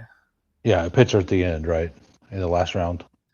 Well, no, I think one of those St. Louis guys, one of those outfielders, should be there at the end in the last round. No, I don't know. Their ADPs are both 230 and 220. Well, Nootbaar will be for sure, I think. 240 is the last ADP. Like, okay. And his is 230. So I think we have to take both of them. Okay. I think we have to take just double tap it. Yeah, the double tap, and then go with the pitcher at the end. Okay. Well, just peep the pitchers real quick, and if there's some dude that just can't be passed up, we'll like. Well, this guy, two Cubs guys. Yeah, that's fun. Actually, that's probably the move to take one of those. Okay. The only problem is I don't know anything about these guys, so let's go looking real quick. Yeah, let's go look. So the rotation, they have Matthew Boyd as the starting pitcher, like number 1, and they have Horton as the 3. Boyd is a former 6th round pick. Horton is a 1st round pick, 7th overall. Ks per 9. They're both kind of mid, about 8. I mean, if Boyd's there, I think we just take him first. Boyd's the younger one. He was drafted in 04. Horton's 02 or 22, whatever. MLB service time WAR. Yeah, I mean, I think their stuff makes it pretty obvious. Boyd's the guy. Roster resource. Well, he just went. So okay. Well, never mind. Cade Horton, come on down.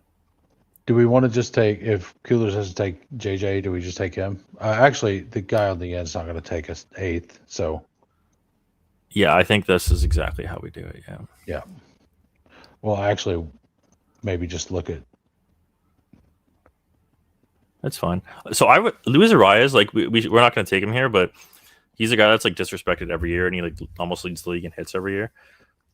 He's just disrespected because he's like doesn't hit for power and kind of slaps it around. But like he's just like guaranteed. He's Shakir. Yeah, he's a PPR merchant. He doesn't hit the big play, but like sometimes your roster's thin and you just need a guy to fill that flex or fill that spot, and like you can't get a spike week every week, and he's free production that's guaranteed in the end. So I like kind of tacking him on, but You have the profile thing up. Who's Nathan Church? Let me look up St. Louis. He's not projected in their starting roster. Okay. But neither is Newbar. He's hurt. Westerholt, they have him in there, but non-roster invitee. Now let's do it. Let's do the Young Bucks. 2 rookies on this team. Sick. Nice. Nolan Gorman is batting clean. This is a crazy lineup. Oh no, they have Newbar leading off. Dude, this team is actually crazy. This lineup. Nobody's drafted on this team. Yeah, they have Newbar lead off. They have Westerholt in the 6, Jordan Walker in the 7, Burleson and Gorman at the 3-4. Like you could Coolers just took Newbar. So okay, now that you couldn't even wait. You couldn't even wait to the like. Yeah, come he on. couldn't even like he knew That's it was unethical sniping, Newbar. Yeah, you gotta get him on the way back. Bro. Yeah. Yeah, I think he's hitting the plane going to bed or something. I don't know. Like he just wanted to get the snipe out of the way. Now it's time to go to bed. Now it's time. Need a 6 outfielder. Yeah. We talked him up both times. Stream sniping. I know like 7 players. That's one of them. You know what? I do. I have a guy for us. I have a guy. Yeah. Is it? You have someone in mind? This guy. Do we have any Arizona guys? Probably not. We did on the last one. We could correlate with the last team we drafted. The last team. Yeah. I mean. Yeah. But no, I got a guy. Oh, my cat's being loud. You can probably hear him in the mic. I've heard him like kind of in the background a lot. Yeah, he's hungry or something. I've heard of this guy, Harrison Bader. Yeah, he's a guy. He's a guy. That's exactly what. So we got Westerholt, but we didn't get the other St. Louis guy, right? Yeah, that's okay though. I mean, a one-off is like we don't have to have stacks everywhere, and like we're really stacked pretty much like for everything else, right? Because we got the three Cubs, we have the 2 Philly guys. We don't have any stack with Aaron Judge, by the way. Yeah. So like, I could pull them up real quick, but I don't think they'd have anyone we'd want. Yeah, it's literally. I mean, maybe it's all infielders. Yeah, Grisham's gone. Yeah, absolutely not. Like nothing. No, I got it. I'll take us home. I got the pick.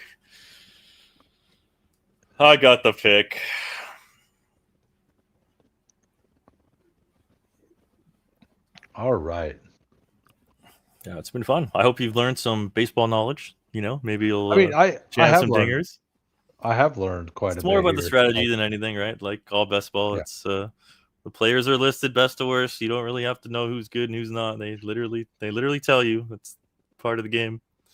Right, and like just looking to see like what they did and like, oh well, this is going to be a rookie upside guy. Yeah, maybe you can get it, and then like you need power. You can see who hits the dingers. You need spikes, whatever you want. A guy that steals. You want some floor. It's all there. It's you don't really have to. I mean, it helps to listen to some stuff, and I'm sure if you get into it, you just put on a little podcast before bed or whatever. It's like that's what I do. It's fun. I was planning on doing like 50 dingers, and then they put it out at $15 instead of 10. Yeah, it kind of hurts a little bit. And I'm like, I don't have takes, and I was just willing to do a whole bunch of them. Like do 50 of them at $10 each, just to have like little sweats going on. But even 15 cranks it up enough that it's tough. Yeah. Doing this has taught me enough to feel comfortable go in and do. I might do like 20 eliminators or something. Like that'll be what I do. Like not. Yeah, and that's fun. You can sweat it during the season too. It's a super fun contest. I really do like the eliminator. Yeah, and 20 of them is $100. Yeah. It's not head to head like the football one, right? Like it's like 8 to 6, eight to like, and that's better, man. It honestly is. Or 6 of 8 or whatever. Yeah, it is. Like I like the old, like I love the new eliminator, but there's no reason they should have got rid of the old eliminator. They should have made a new contest and kept the old eliminator. Well, so what we got? All right, you need to type in Toronto and go for a little scroll. Mr. Nathan Lukes. Lukes. I don't know how to say his name, but he was instrumental in our World Series run, and he's gonna do it again in the Dinger playoffs. Heck yeah, we got a little correlation there. That's right. We got our Toronto stack. It took 3 drafts. We got it. We brought it home. What do they pop with? I didn't even look. The Cubs. They actually pop a little bit with the Cubs at the back. Like it didn't matter. Like you don't need everything. Like you were saying. Like it's a nice guideline, and like the way I'll use it if using it by myself is maybe do it for like try to get like a 2 or 3 team correlation, and then like sprinkle in pieces other than that. Yeah, exactly. It's just help you make decisions on the clock. You know, it's there's not much else to help you, so it's good to have a little cheat sheet. All right. Well, I'm gonna head out. Go ahead and stay. We'll go over the rookies off stream, and then let me. Oh, it's gonna run the outro of the football stuff. But thanks everybody for coming out. I'll be back on tomorrow, 2 p.m. Central. But I'm going to be on with Steve Schaup from Fanspeak Network, and we're going to do like we're going to go into detail on like wide receiver 2s and their effect on wide receiver 1s for the NFL stuff. So we're going to try to get like a data show every week. Hopefully it goes over well. Hopefully we do a good job. Not sure. We're going to find out. We're going to do it. We're going to have the chat around. We have access to information. Questions will be asked. We can look it up. Thanks for coming out. Anything you want to promote? Like, I know you don't really stream anymore. Like, you were kind of getting into it last year, and then you stopped.